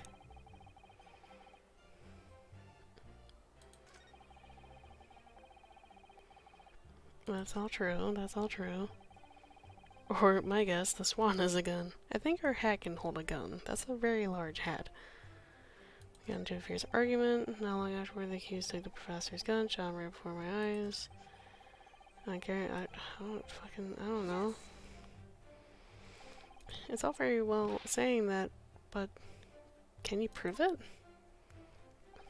Absolutely. I verified it personally. You verified it? Yes, immediately after the incident, I checked to make sure the lady was not carrying a weapon. I distinctly remember her saying, "I'm not." That's all you did? You just asked her? Surely you carried a physical search, Inspector. No. Why on earth not? The Honorable English gentlewoman clearly stated that she did not possess a weapon. A weapon? There was obviously no need for any further probing into the matter. Or, there was no permission given for any further probing into the matter, perhaps? Think what you will, but if you're going to continue with this preposterous claim that the refined lady was concealing a firearm, the prosecution demands that you support your assertion with facts. In other words, he wants evidence. The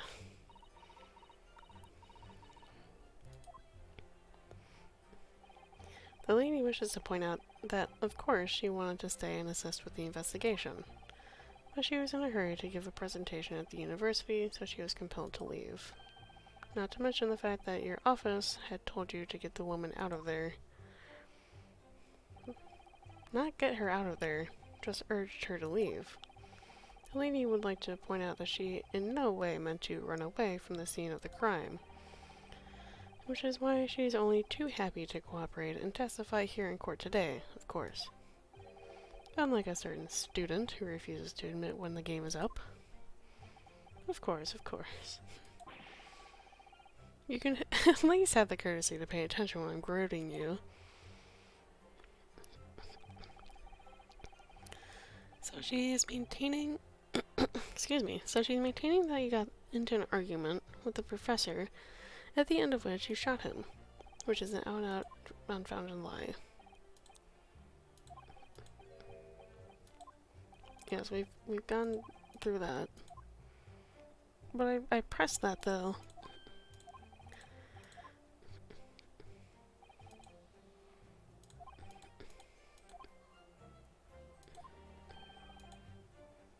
But but I did. Casuma's headband gives me power. I'll just fucking press on everything.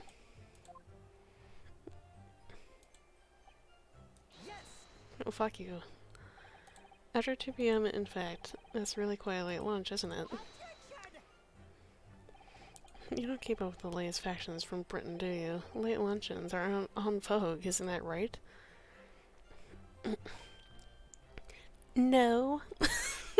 Or, excuse me, nar. Ugh.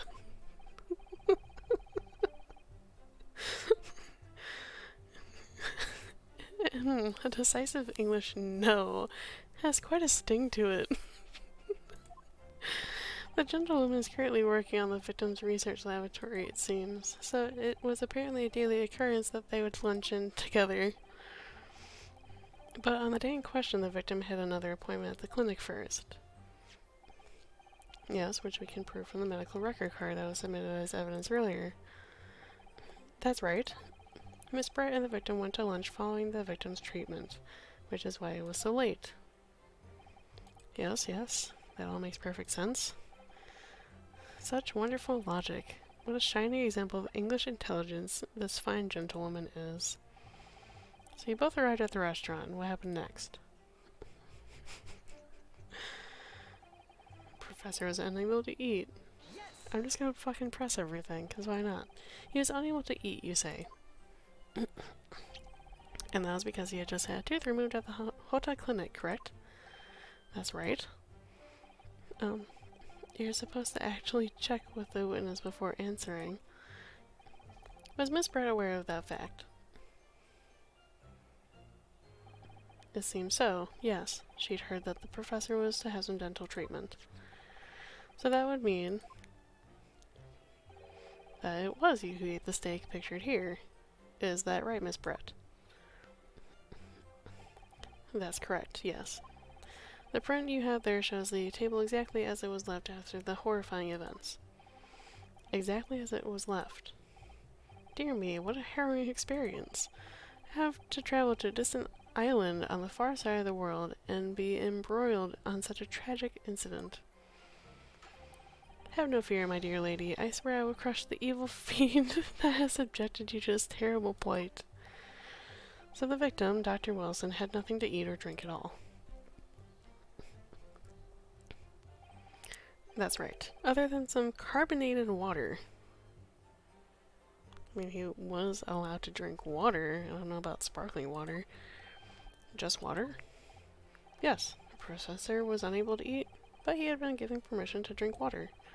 So it appears that the diners toasted their lunch with a glass of water each. They each raised a glass of carbonated water. What do you think about the witness's last statement? It's meaningful. That last statement of yours, Miss Brett, has a profound bearing on this case. Well, well, how fascinating. Do tell us, what is this profound bearing,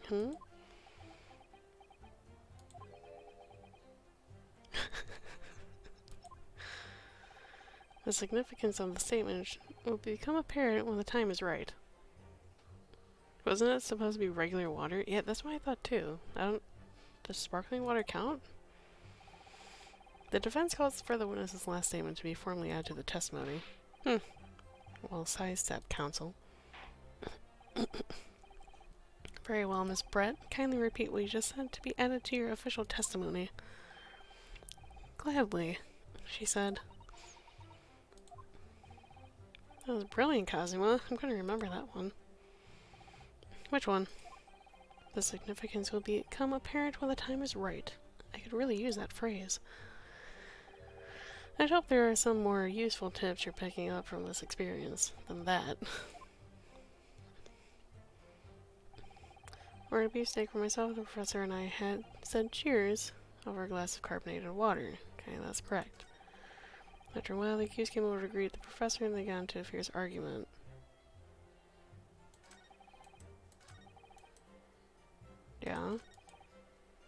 Yes.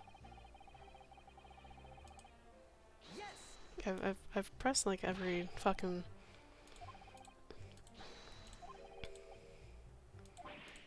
Yeah, like I've.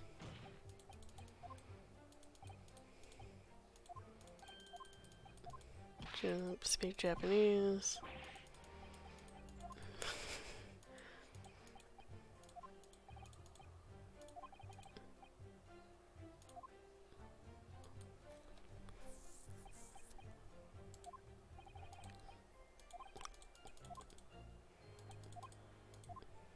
That's the only thing I've found that not only afterwards the accused looked the gun and shot him right before my eyes. Yeah, those are the only things I could like press. Yes. I don't because like I don't have I don't have anything else. She doesn't have eyes. Her mask has eyes. Objection.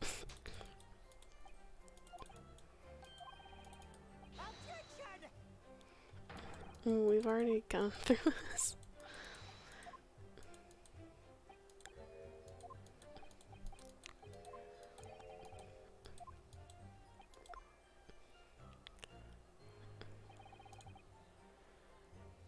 That's the only thing. Okay. Options.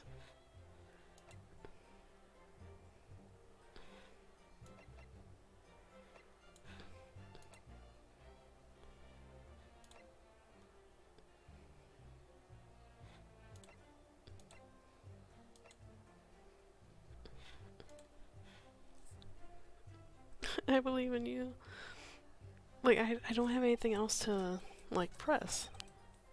It's just like Yes. so both you and the professor drink carbonated water, did you? Yes. That being the way to report the 2 glasses myself. I clearly remember doing so. Except you're actually a detective. And the beefsteak. That was for you, Miss Brett. The lady said she'd heard it. It was not customary to eat beef here until Japan opened its doors to the world. Yes, that's true. What a frightful place, is the lady's opinion. And I've heard it's not customary to eat sashimi in Great Britain. Now that's frightful. Every country has its own cuisine. As long as people have food to eat, what does it matter what it is? True. Come to think of it. The first time I tried carbonated water, it was much more of a shock than the first time I tried beef. Anyway, back to this witness's statement. Somehow I feel like there's something out of place in what she's saying. No shit. We need to pounce on even the slightest thing now, because you never know what might lead us to our goal. Our goal of turning this trial around. Understood, Kazuma.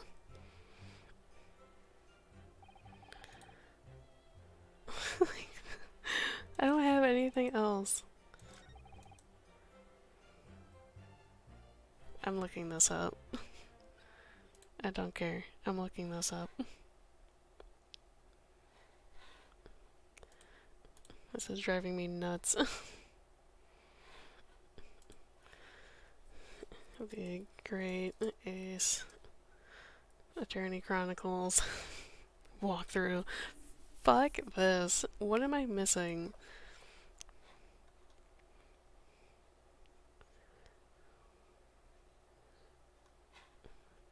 Adventure 1 Part 2? Yeah, this is part. Oh god, there's a part 3?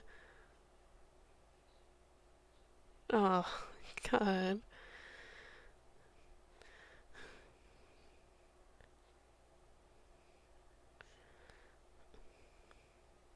It's very meaningful. After that, she mentions having a toast with him, plural. But the photo only shows one. Okay, cool.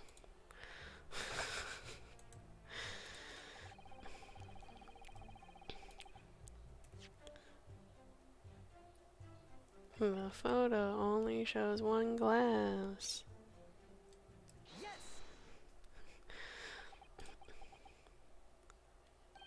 That's it! Let me just confirm something, please. It's to do with this photographic print.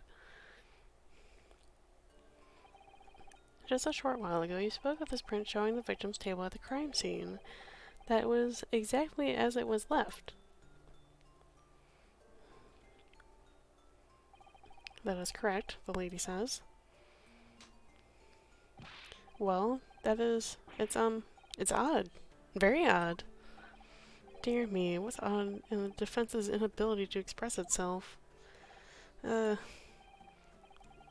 Ryu, what is it about the print that looks odd to you? Well, obviously, it's the cheers. The cheers? Miss Brett just told us that she and the professor said cheers over a glass of water. But if that's true, there should be 2 glasses on the table, not 1. Ah. You're quite right, Counsel. There's only 1 glass pictured here. Are we supposed to be impressed by the nitpicking over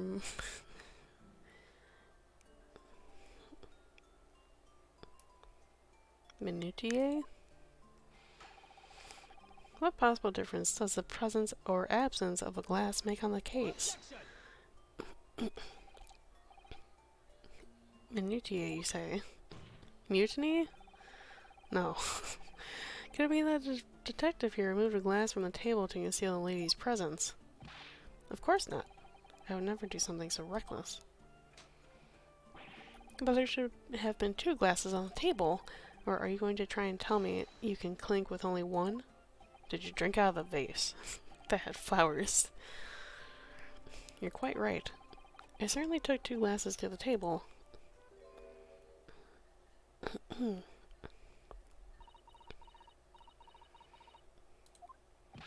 Inspector, what did the lady say? It would seem that it was Miss Brett who took the glass from the table. What? It was all so terrifying, everything that happened. I panicked and thought I should try to hide the fact that I had been there at all, she's saying. Good gracious.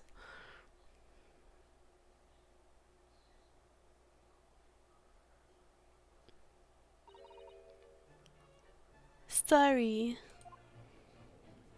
Bitch. There. As I assured the court before, there is of no consequence at all. Oh, please. You must remember that this student had just murdered this lady's luncheon companion before her very eyes. Who could blame her for concealing a glass or 2 in her state of disarray? That's absurd. Oh, really? So do we have to take it that you are not going to accuse this vulnerable, young, and beautiful woman of mischief? What? No. This can't be put down to mischief. I'd like to know exactly how the lady took the glass from the scene.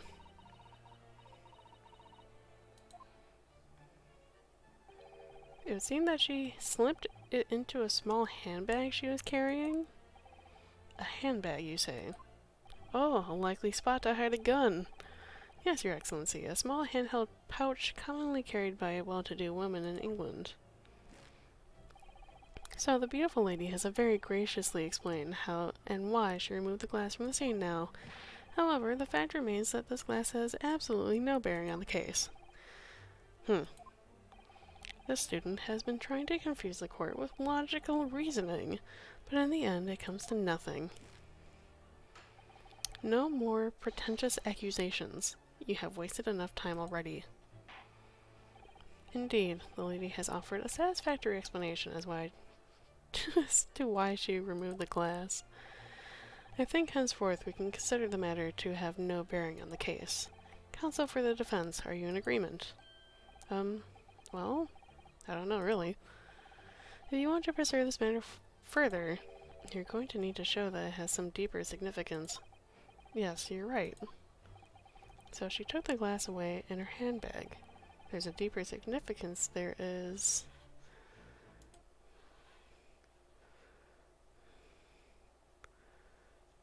The handbag is the most important, right? Like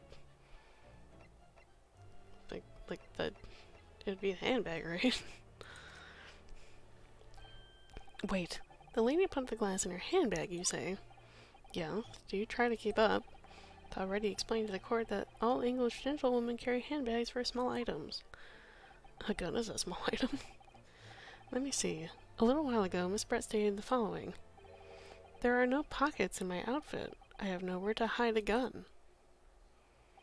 But what she forgot to mention was her handbag,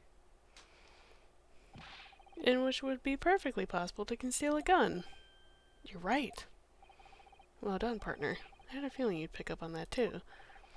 What are you insinuating, you vile blackguard? It's really very simple. The gunshot we heard from the defendant picked up the gun from the restaurant floor. As he didn't fire that gun, we can deduce that there must have been another firearm at the scene. The true murder weapon, if you will. You can't seriously be suggesting... Inspector Hosonaga. Yes? Did you, or did you not, search Miss Giselle Brett's handbag on the day of the murder? Ooh, no, sir, I did not. As I thought. In other words, another gun, the one that was actually used to kill the professor, could have been hidden in Miss Brett's handbag. No! Order! Order! Order! What is the meaning of this, Inspector? The meaning of what, Prosecutor Ouchie? Why on earth did you not have the lady open her handbag and show you the contents at the time? Thanks to your bungling incompetence, now she has to endure these uncomfortable accusations. It was the Swan. Brilliant work, partner. Now we have a chance to expose the real woman behind the mask. Do you think so, Kazuma?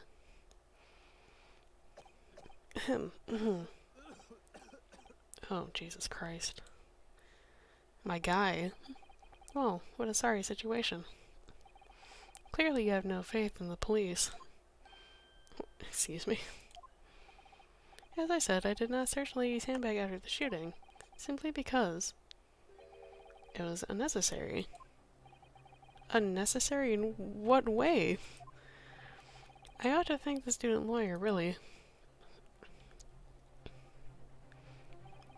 I have a piece of evidence here that I had completely forgotten about. Oh, sure you did, buddy. This photographic print.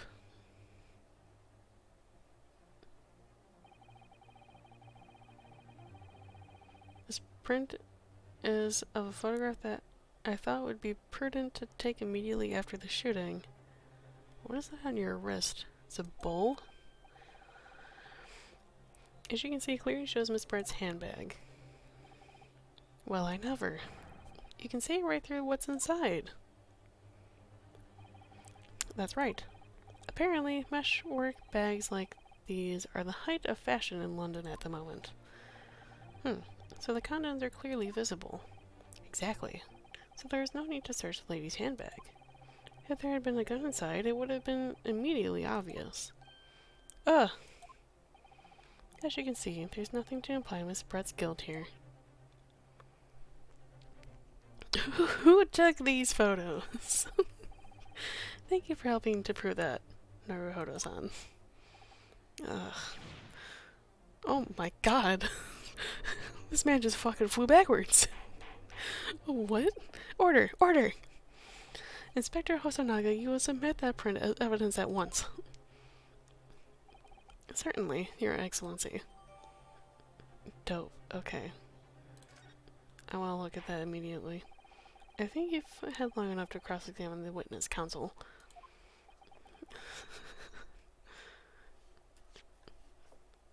Excuse me, I want to look at this.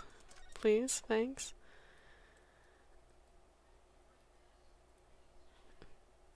What is this? What? That's a bowl. What is that? On his wrist. This is our dead man.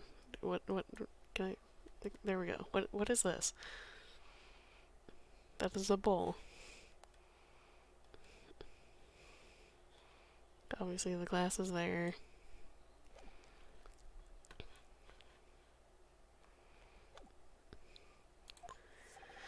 The court has now been shown considerable evidence, as the photographic print just submitted into the court record appears to have no further significance.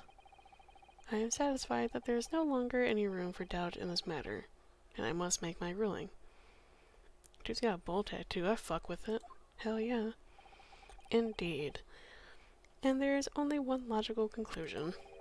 That the pathetic rookie slumped over the bench before us is the only possible perpetrator of this crime. No. Just when I thought I was beginning to turn things around. I'm in a worse situation than I was at the start. Kazuma? I'm sorry, I'm sorry, Ryu. Now that the cross-examination of the witness is over, there's no way to force the trial to continue. What? You mean this is it? Tish, haha. I must say, you put up quite a fight for a rookie student, but the weak are meat, while the strong eat. You are wasting your time. There's no way to defeat true justice. A fat you can chew on your fat you can chew on to your heart's content from the inside of your cell. This can't be happening. Am I really going to be found guilty of a crime that I didn't commit? And Kazuma, his dream of going to study in Great Britain will slip through his fingers. Kazuma, what? Is there really no chance now of turning this trial around? You are the judge. There's nothing about that last photograph the detective produced that we can contest, which means there's no basis on which we can argue for the trial to continue. Very well. I will now proceed immediately to the ruling. It seems we'll be able to report the British government on time after all. That smug little... Ryunosuke... I didn't fucking read that. Wait! Your Excellency. Ryu? I don't think you can rule on this case yet. This amateurishness is getting tedious. And when His Excellency deems that the trial is over, he gives his ruling. That's the most basic protocol of the courtroom.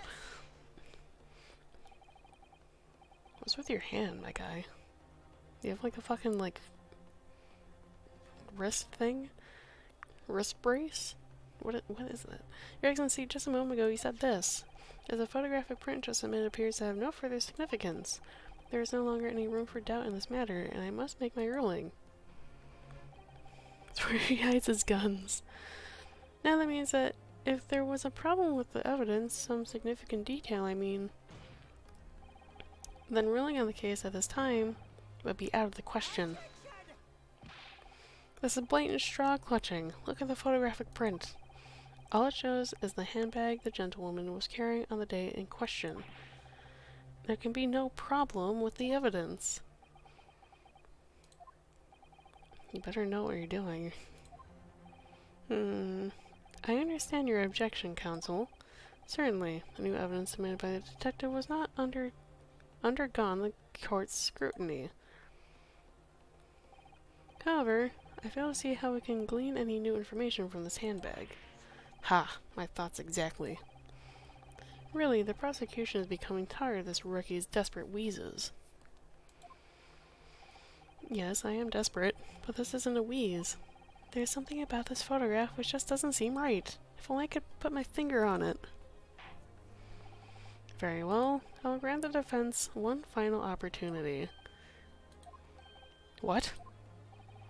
But be warned that if I am unsatisfied by your response here, the trial will be over with immediate effect. Do I make myself clear? Yes, Your Excellency. So, take another look at the photographic print Inspector Hosanaga submitted before. You will identify to the court where this print we see the significant detail to which you have alluded.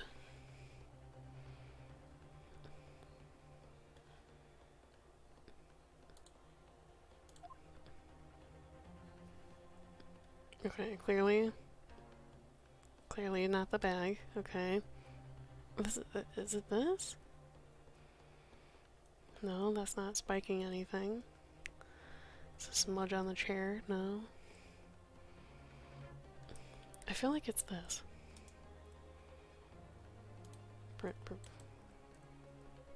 Present? Look at this here. There's a very unusual mark on the victim's wrist. That is true. It looks almost like a burn of some description. Ooh, it's not a tattoo. Dear me, I was pondering what that new piff hole you would come out with. A burn, you say? One on the victim's wrist. Clearly that has nothing whatsoever to do with the magnificent lady's handbag. Yes, that is a burn mark, you're right. Go on, Inspector. The police coroner also noticed it when he was performing the post-mortem examination. It was deemed unrelated to the cause of death, so he didn't note it in his report. What did I tell you? In any case, we have no idea when the victim suffered this burn, do we? And no possible way of knowing either. The more I look at it, the more I find myself intrigued by the curious shape of this mark. However, as Prosecutor Ouchi points out, unless a firm connection to the case can be shown, I cannot allow any further time to be spent on the precise details of this burn.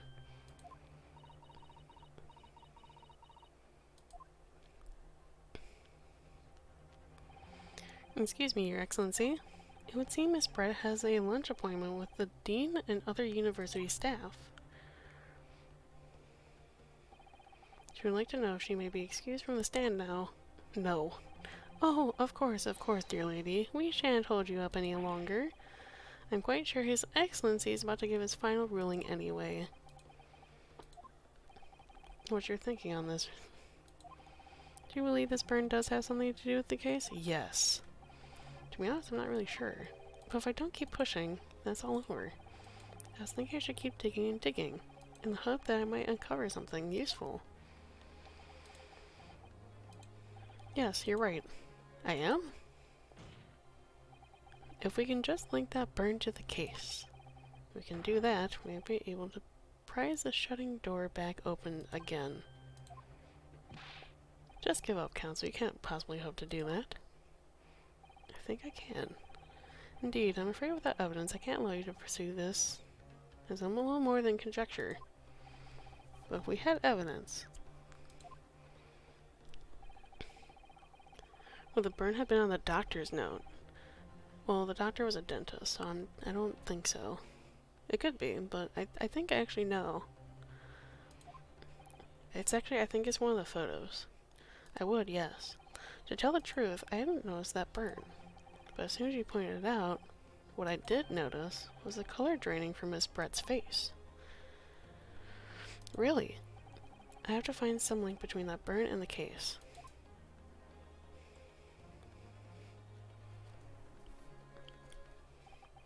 This is the moment of truth. Time to find evidence that proves what the burn means.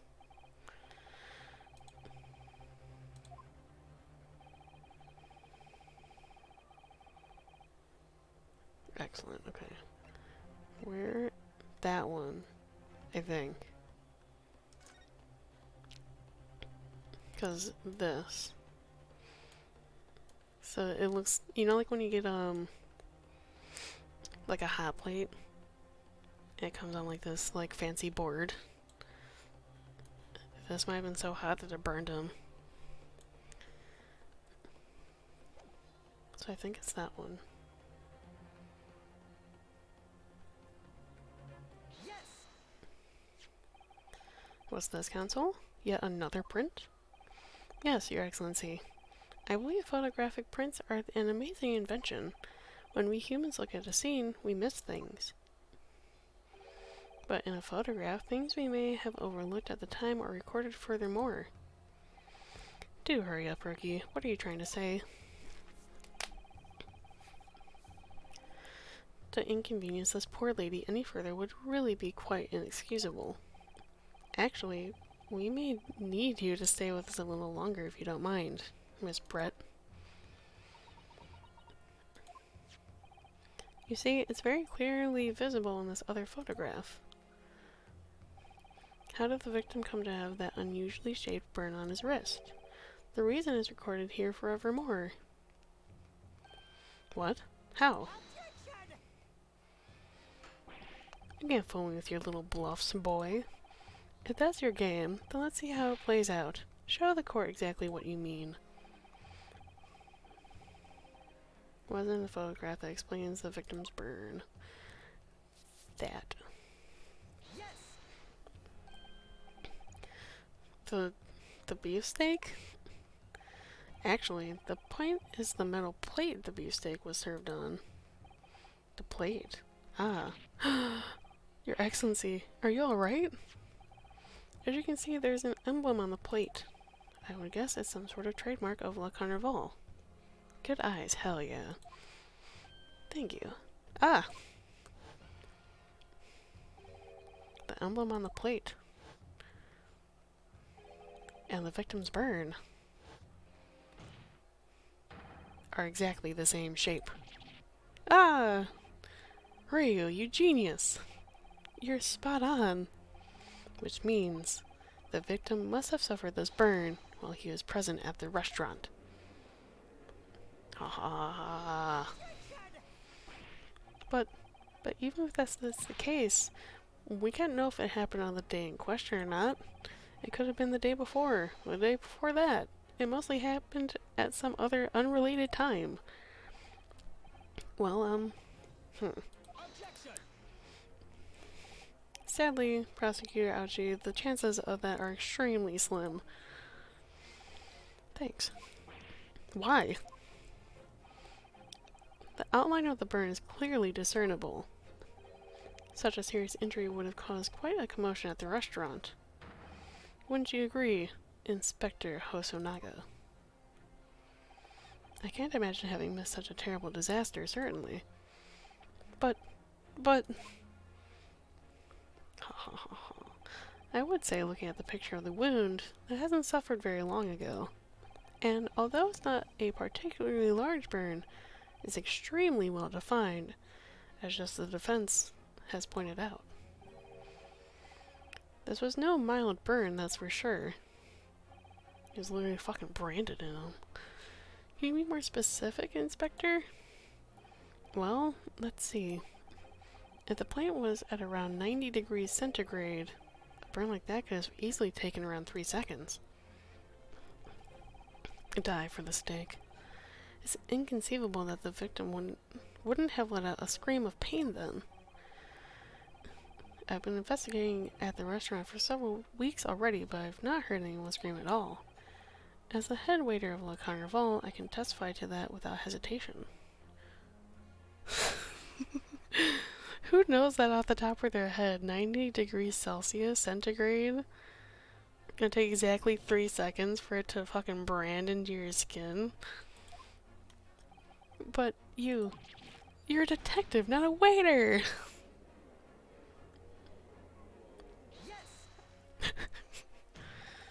There you have it. Something isn't right here.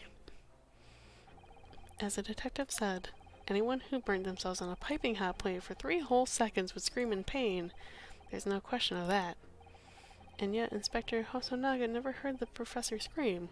Not on that day, or any before it. That's right. And the strange thing is, on the day he was shot, I didn't hear him cry out either. What are you suggesting?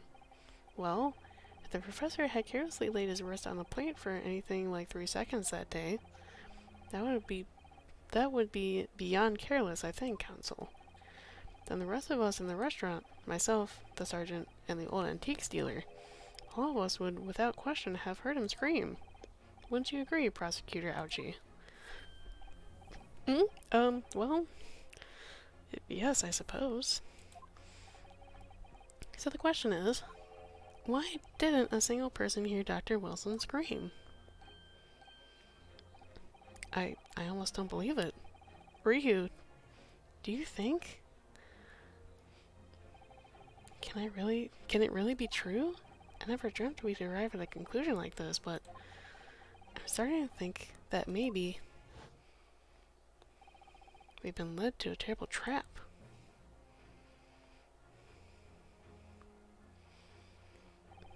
There's only one explanation I can think of to make sense of this apparent impossibility. On the day in question, when he suffered the burn to his wrist, Dr. Wilson... Ooh, he could have already been deceased.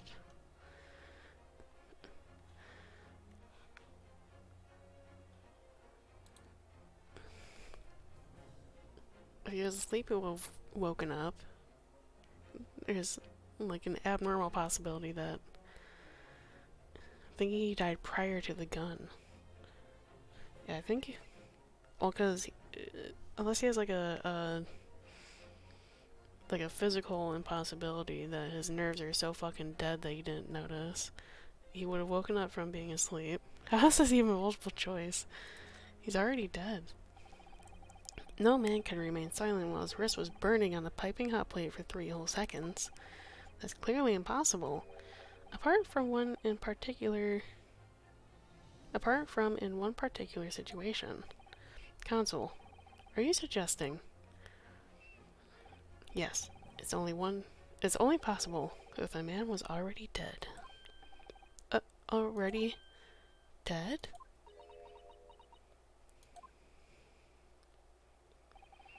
Knowing what we know now is the only possible explanation.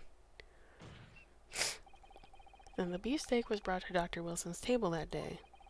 The professor was already dead.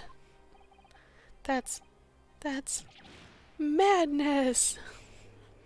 Dun dun dun. Order! Order! Order, please! Counsel, explain this absurd notion at once. The victim was killed by a gunshot.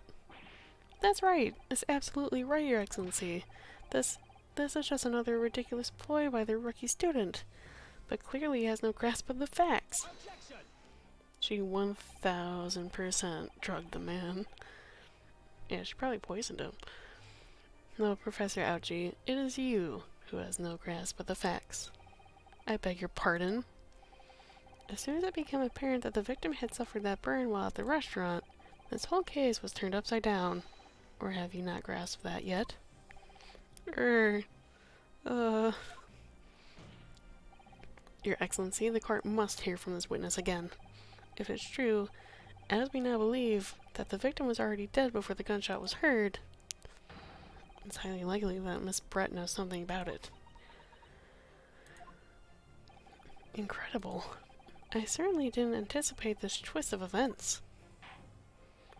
I'm sorry to say, Miss Brett, that you will have to forget your luncheon and engagement. But, Your Excellency... The justice system in our country may be in its infancy, but rest assured, all reasonable doubt must be dispelled before I am prepared to pass judgment. Thank you, Your Excellency. I'm just waiting for, like, the fancy scripture. Fuck. Just...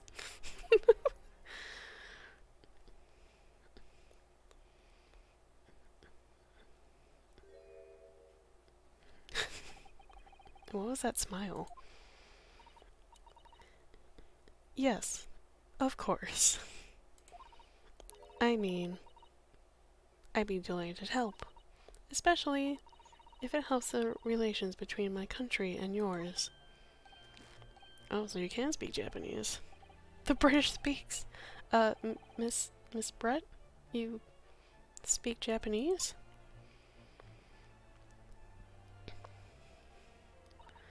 Well, of course I do. I am studying in your country after all. But then, why have you been speaking through an interpreter until now? My mother tongue, the Queen's English, is the most refined and elegant language in the world. Bullshit, my guy. As a gentlewoman, I try to avoid speaking in your vulgar tones as much as possible. Fuck you. But it seems that men in this land possess none of the chivalrous virtues of English gentlemen. So I can see that I shall have to lower myself to communicating with you all on your own level. Oh, uh, well, you are the epitome of a true English gentlewoman. We are truly honored by this lavish consideration you so graciously afford us. I see. In that case, Miss Brett, I will now ask you to testify in your own words about the events leading up to the death of the victim, Dr. Wilson. I'm gonna throw up. So we're finally going to hear her own words on the matter. Things are getting interesting. Oh my god. The victim's, quote, death. Unfortunately, I have no idea when the poor man burnt his wrist like that. When the waiter brought my steak, the professor and I raised our glasses in a toast. As far as I've heard, the post-mortem report showed no other possible causes of death besides the gunshot. If there's some other way a man's life can be taken without leaving a trace, please do show me. But of course, this country's inferior investigative techniques probably wouldn't pick up on it anyway. Holy shit. What a bitch. That most captivating and beautiful testimony will go down in the Supreme Court's history. Thank you. Easy does it. I hope that is the last time I will have to sully my lips with the coarse tones of your unbecoming tongue. Oh, forgive me. I do hope I haven't insulted anyone. Not at all, not at all. It is a delight merely to hear you speak, dear lady. And it seems very clear from your testimony that this boorish talk of the victim's burn is utterly irrelevant. I will be speaking to your country's Minister of Justice about what has happened here today. The Minister of Justice? May that irritating little bully of a student be given the harshest punishment possible. Amen.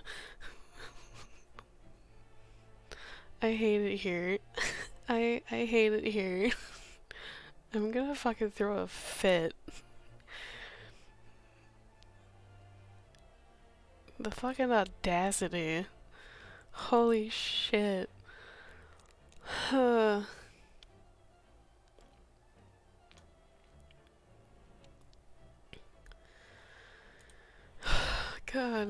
Huh? Thanks? Was that a prayer then? Well, you'll have to forgive the irritation, Miss Brett, and put up with the cross-examination now. Cross-examine the fuck out of that testimony. I expect you've noticed this little bully of a student, as you put it. Doesn't miss much. I'm sure I don't need to remind you, counsel, that this will be your final cross-examination in this trial. If you fail to demonstrate any problems with this witness testimony, I will be ruling on the case immediately. Is that clear? Fuck me, dude.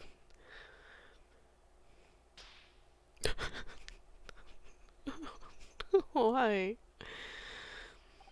Yes, Your Excellency. Then you may proceed with the cross-examination.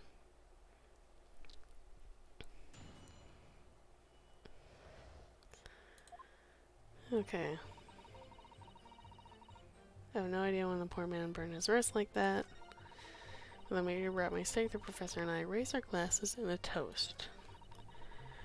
As far as I heard, the post-mortem report showed no other possibilities of cause of death besides the gunshot. If there's some other way a man's life can be taken without leaving a trace, please do show me. But of course, this country's inferior investigative techniques probably wouldn't pick up on it anyway. God damn.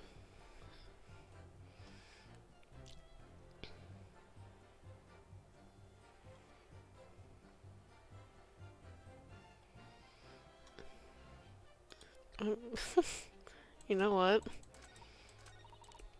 It's trial and error.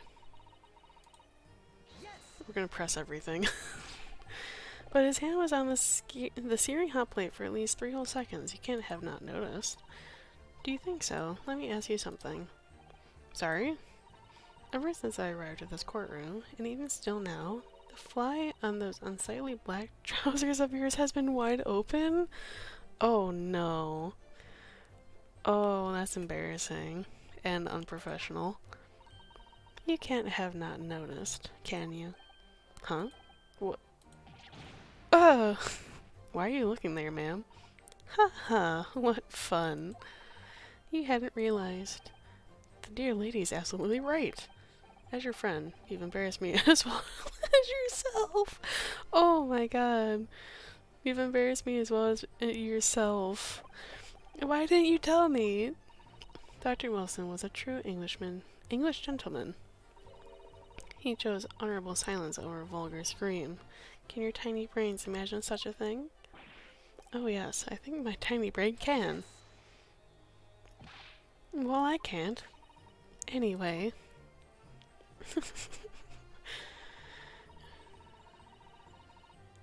So what was changed? Okay, nothing. Fuck you. I'm questioning everything. As you testified before, you're drinking carbonated water, is that right? Dr. Wilson was only permitted to drink water at the time, if you remember, which explains why he ordered that drink. Correct, writer? Exactly as you say, sir. Although, whether or not the professor actually drank any of the water when I delivered the steak to the table, I'm afraid I don't remember that. Damn you. Ah, I have enough English to understand that at least. For the benefit of the others in court, it means bless you. Oh, buddy. I think it means the exact opposite. Anyway, as far as I've heard, the post-mortem report showed another blah, blah, blah, blah. Yes, it's written here in the paperwork. Fatal hemorrhage from ballistic trauma. Yes. Luckily for all of us, a little burn on the wrist isn't going to kill us. And as there were no other signs of trauma on the victim's body to indicate some other cause of death, it can only have been the bullet from your gun that put an end to this innocent man's life. It doesn't make sense. The burn must have happened straight away when the plate was first brought to the table by the waiter. Yes, that's true. If it had cooled even slightly, it wouldn't have been able to make a burn like that. If the victim burned his wrist on a hot plate as soon as it was brought from the kitchen, then he must already have been dead at that point. And yet, the fact is that the victim was killed by a gunshot to the chest. Until you're able to show the court evidence to disprove that, this is a complete waste of time. I concur. Prosecutor Ouchie is right. Ugh.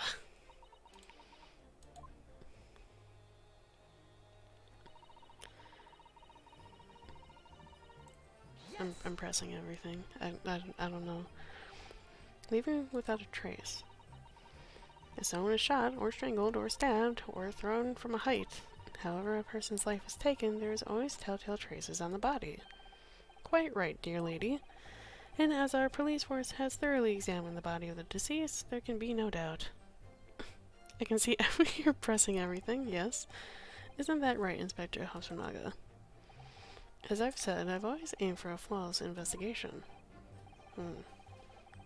There would be physical traces with all those causes of death, that's true. But maybe there's some other way of killing someone that doesn't leave a mark. Like poison. If, heaven forbid, you doubt me, young man, you're going to have to tell everyone how exactly you think Professor did lose his life. Otherwise, I'm afraid your argument falls rather flat, doesn't it?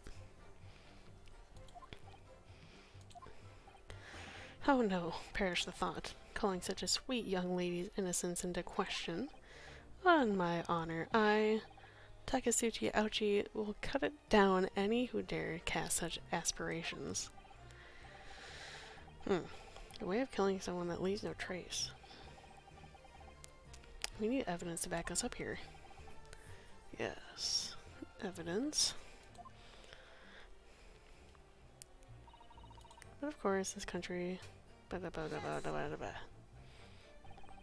Inferior? What do you mean by that? In the lands of the Great British Empire, the police store everything found at a crime scene for later examination. But in this country, you investigate once, and that's the end of it. Isn't that so? Quite right. The carnival is open for business as usual today, just days after the incident. Exactly, which means that even if the investigation takes a different direction, vital evidence may be lost. Yeah, I think he got poisoned, which explains why he's been coughing. He probably drank out of the same glass. It doesn't even occur to your naive detectives to try and preserve the crime scene.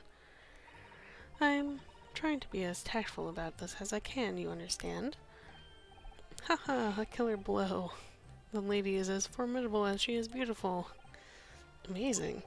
She's actually admitting our police may be flawed. Perhaps Prosecutor Ouchie is finally starting to see sense. I very much doubt that. Still, there's something about what Miss Brett just said. There was a moment before when something didn't quite seem right.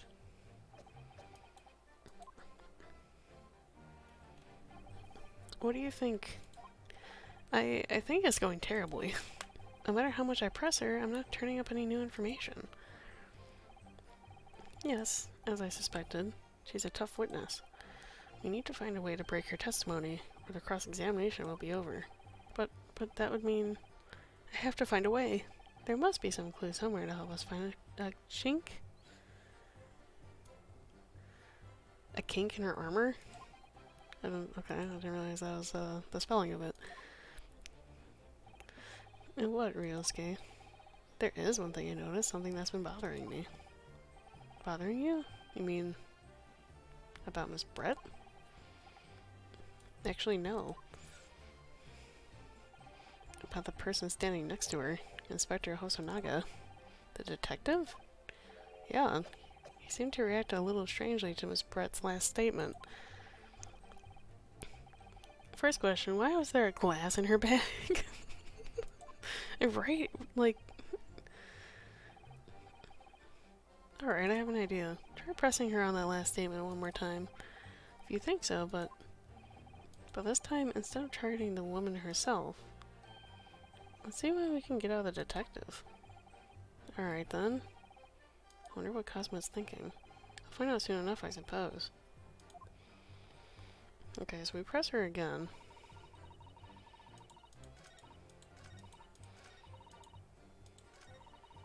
So we want to press her again.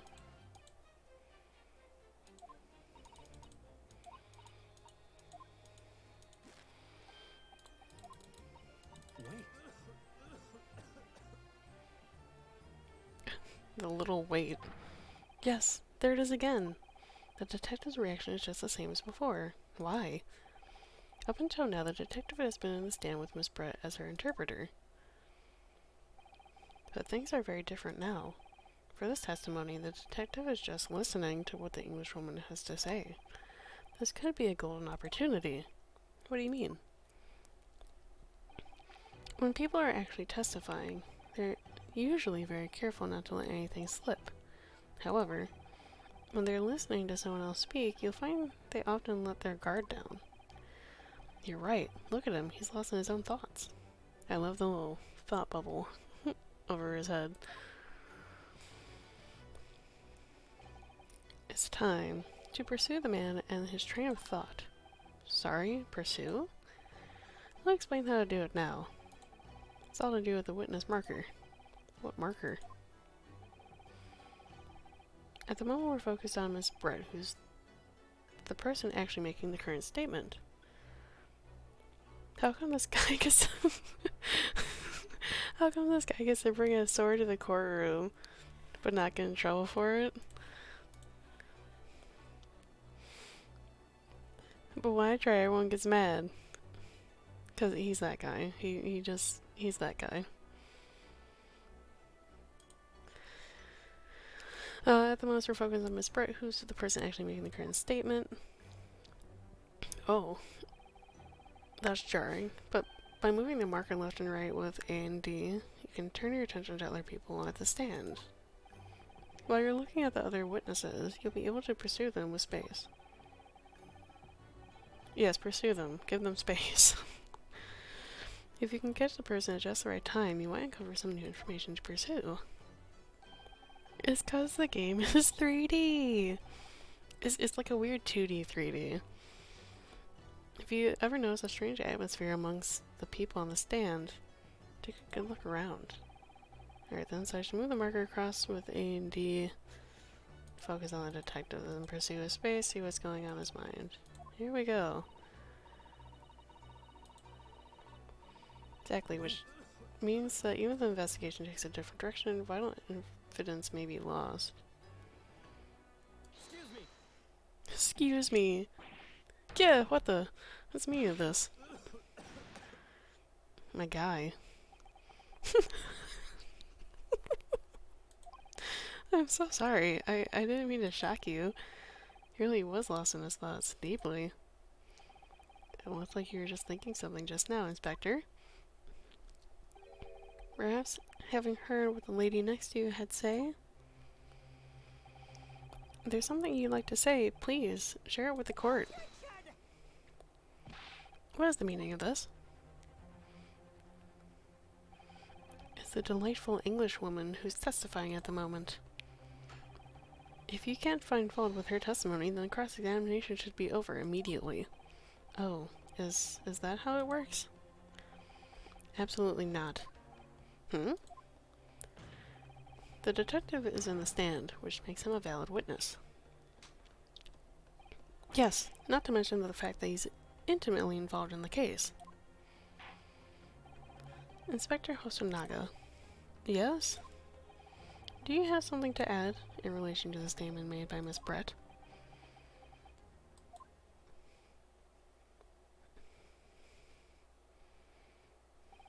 Well, yes. If you don't mind, I would like to speak.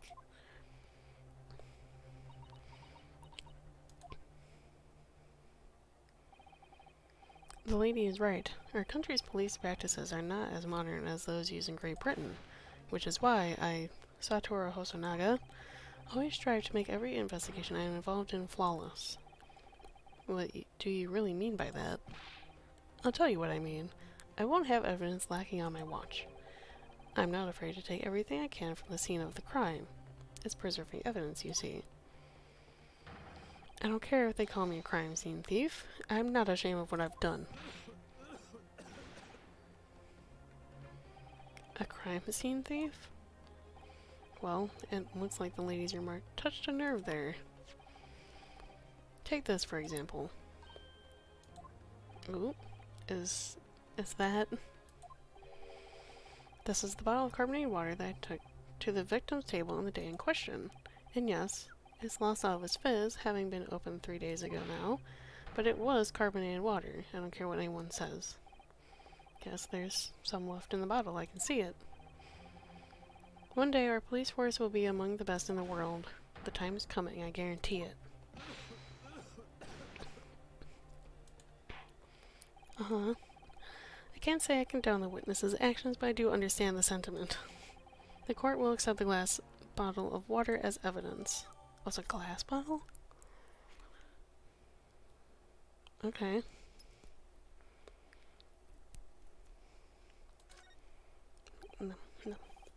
No. Miss Brett.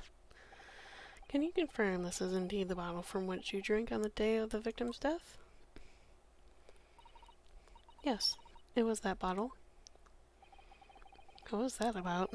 She seemed to avert her eyes when she answered the judge's question.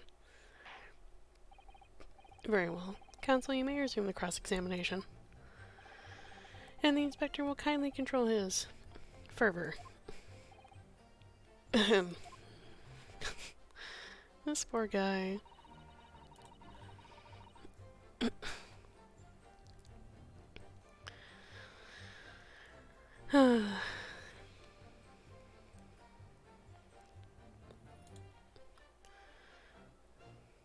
Fortunately, I have no idea when the poor man burned his wrist like that. Okay, hold on.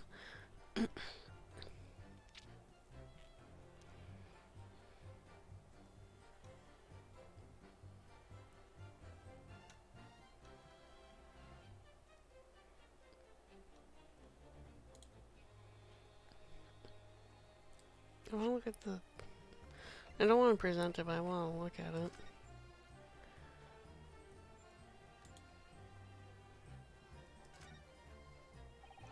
The label is written in a foreign language that I don't recognize. Do you know what it says, Kazuma? I think it's French. This must be very expensive water. Yes, but what does it say? That's what I was asking. And go to France and ask. You could just say that you don't know. Damn. I mean... So the carbonated water is the last drink Dr. Wilson ever had. Looks like there's a little left in the bottle, although it's just plain water now. You know, I've been sweating so much, I'm absolutely parched. I'll just have a sip of this to keep me going. No! You can't do that. For one thing, that's evidence. You can't go drinking evidence. Oh, no, you're right. We don't know what might be inside, do we? You never cease to amaze me, in more ways than one. I wonder, could there be anything in this water? What's the matter? You've gone quiet all of a sudden. I think I might have just worked something out. An interesting possibility. First the British, now the French. I'm losing my mind. Yes, there might be poison. Okay, so I think now that I have that, I want margarita glasses and toast. Yeah, this one. Present. Present. Yes! There's poison in the water. What is this? The bottle of water? Actually, there is one method of killing a man without leaving a trace that comes to mind. Obviously, I'm referring to poison. Poison. On the day of his death, we know that Dr. Wilson drank from this bottle of carbonated water. Could it be that there was poison inside? Could it be that the professor actually died after taking a sip from his glass? Ooh. Ooh. Order, order, order! And on that day, who was sitting at the same table as the professor and able to slip the poison into his drink? Polar over there is like, oh fuck, I hope not. There's only one person who could have possibly done it. Giselle Brett, it was you. This is outrageous, to suggest such a thing without a scrap of evidence. You little rookie imbecile, have you ever considered the delicate situation our country finds itself in now? Have you forgotten what we only just signed in an accord of friendship with the British Empire? Have you even the vaguest inkling that your rash accusations could jeopardize the entire treaty? This is not a political arena. This is a trial to determine one individual's guilt with respect to one crime. What? The fact that this woman is British makes no difference. You are here to determine the truth. Grr. Ahem, if I may. I will silence you forever.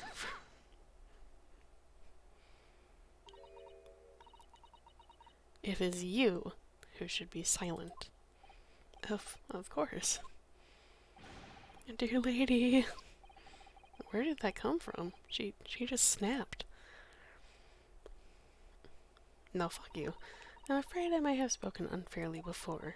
I offer my most humble apologies. I'm sorry, my lady. To what are you referring to?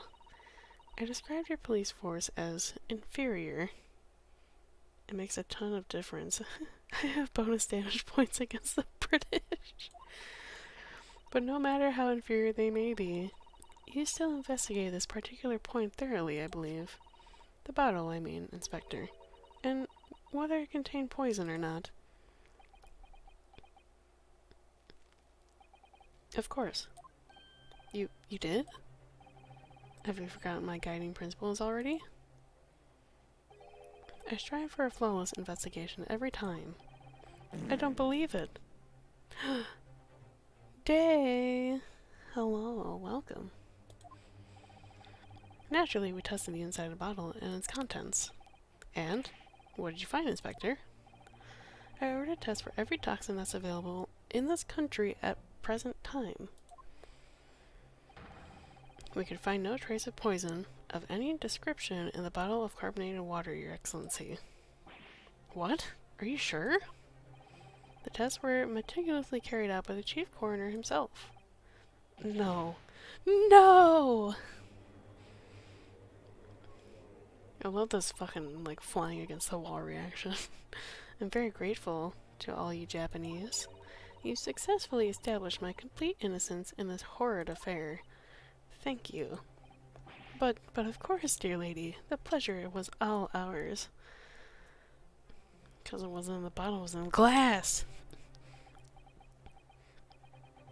I was so sure. This can't be right. Everything falls into place if he was poisoned. Thank you, counsel. I think that cross-examination has clarified everything. As the prosecution has asserted, the shot to the chest from the gun was the only conceivable cause of death.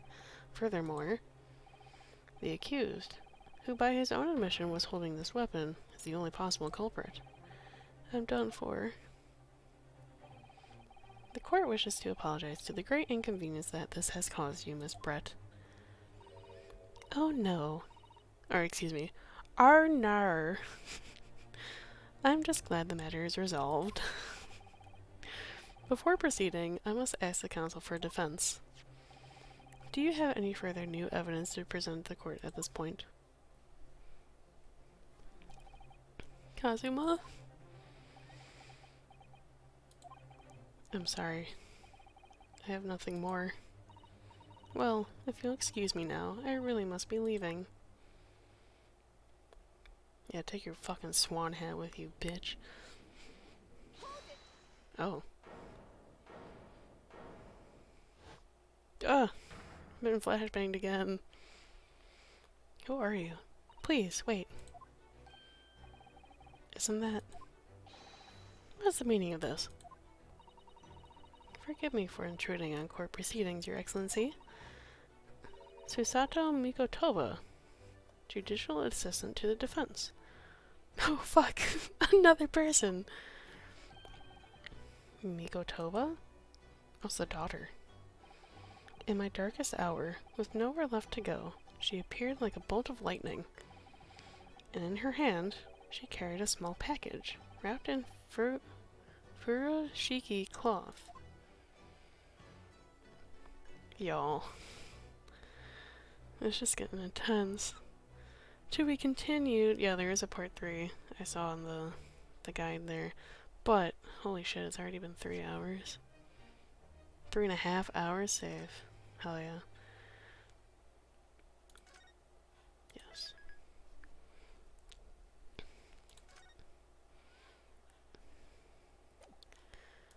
I'm willing to carry out the rest. 22nd November, 1:14 p.m. Supreme Court of Justice, Courtroom 2. Do I want to continue? I swear to God, I'm gonna fucking... I'm saying, oh my god, this is long. This is a lot of shit.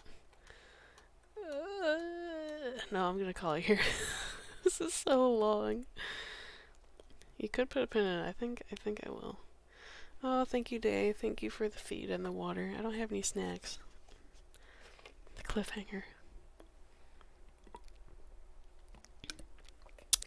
Well, thank you for the drink. Feeling one no stretch redeem. Fine. Very good to see me be all twisted and shit. Ugh. There you go. There's a free stretch for you. Options. No. Options. No. Options. No. Wait. No. Stop it. Please. Please. Oh. Yes. Save. Thank you for stream. Thank you for joining. This was very fun. I enjoy this quite a lot, actually. thank you all for joining me. I hope you had a fun time. I look forward to getting back into this. I can't wait for trial number 3. Or part 3. This is still trial 1. Holy shit. Oh. God damn. Okay. It's fine. It's fine. Oh. Sorry. That's from the Powerade. Ah, okay. Who should we raid? I have Zombie Kitty online, but if anyone has any other suggestions, I'm open to it. Let me get over here. There we go.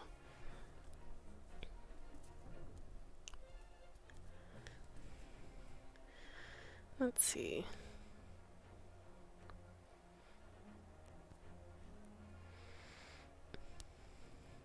Any raid suggestions? Or shall we just go with Zombie Kitty doing Power Wash Simulator? I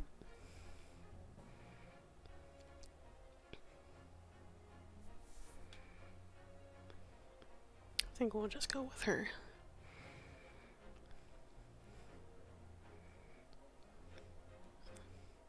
Nope, got nothing. Alright.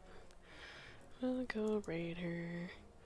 Float's playing Dead Space. Oh, I could raid Float. Floating list? Is that floating list? Would that be right? I don't currently follow them. I should though.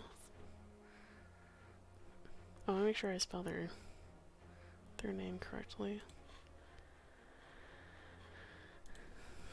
Floating. Flan. Yeah, just floating list. You guys might hear this for a second. No? Okay. Yeah, just floating list. Okay. We'll do that. List. Alrighty. Playing Dead Space, a spoopy space horror. Go ahead and copy any of those for the raid. Hope you all had fun. Can't wait to get back to this. I'll figure out a schedule for next week. We'll play more detective work. But until then, I hope you all have a wonderful night. Thank you again for joining me. Have a good, lovely night. Stay safe. Stay hydrated. Bye-bye.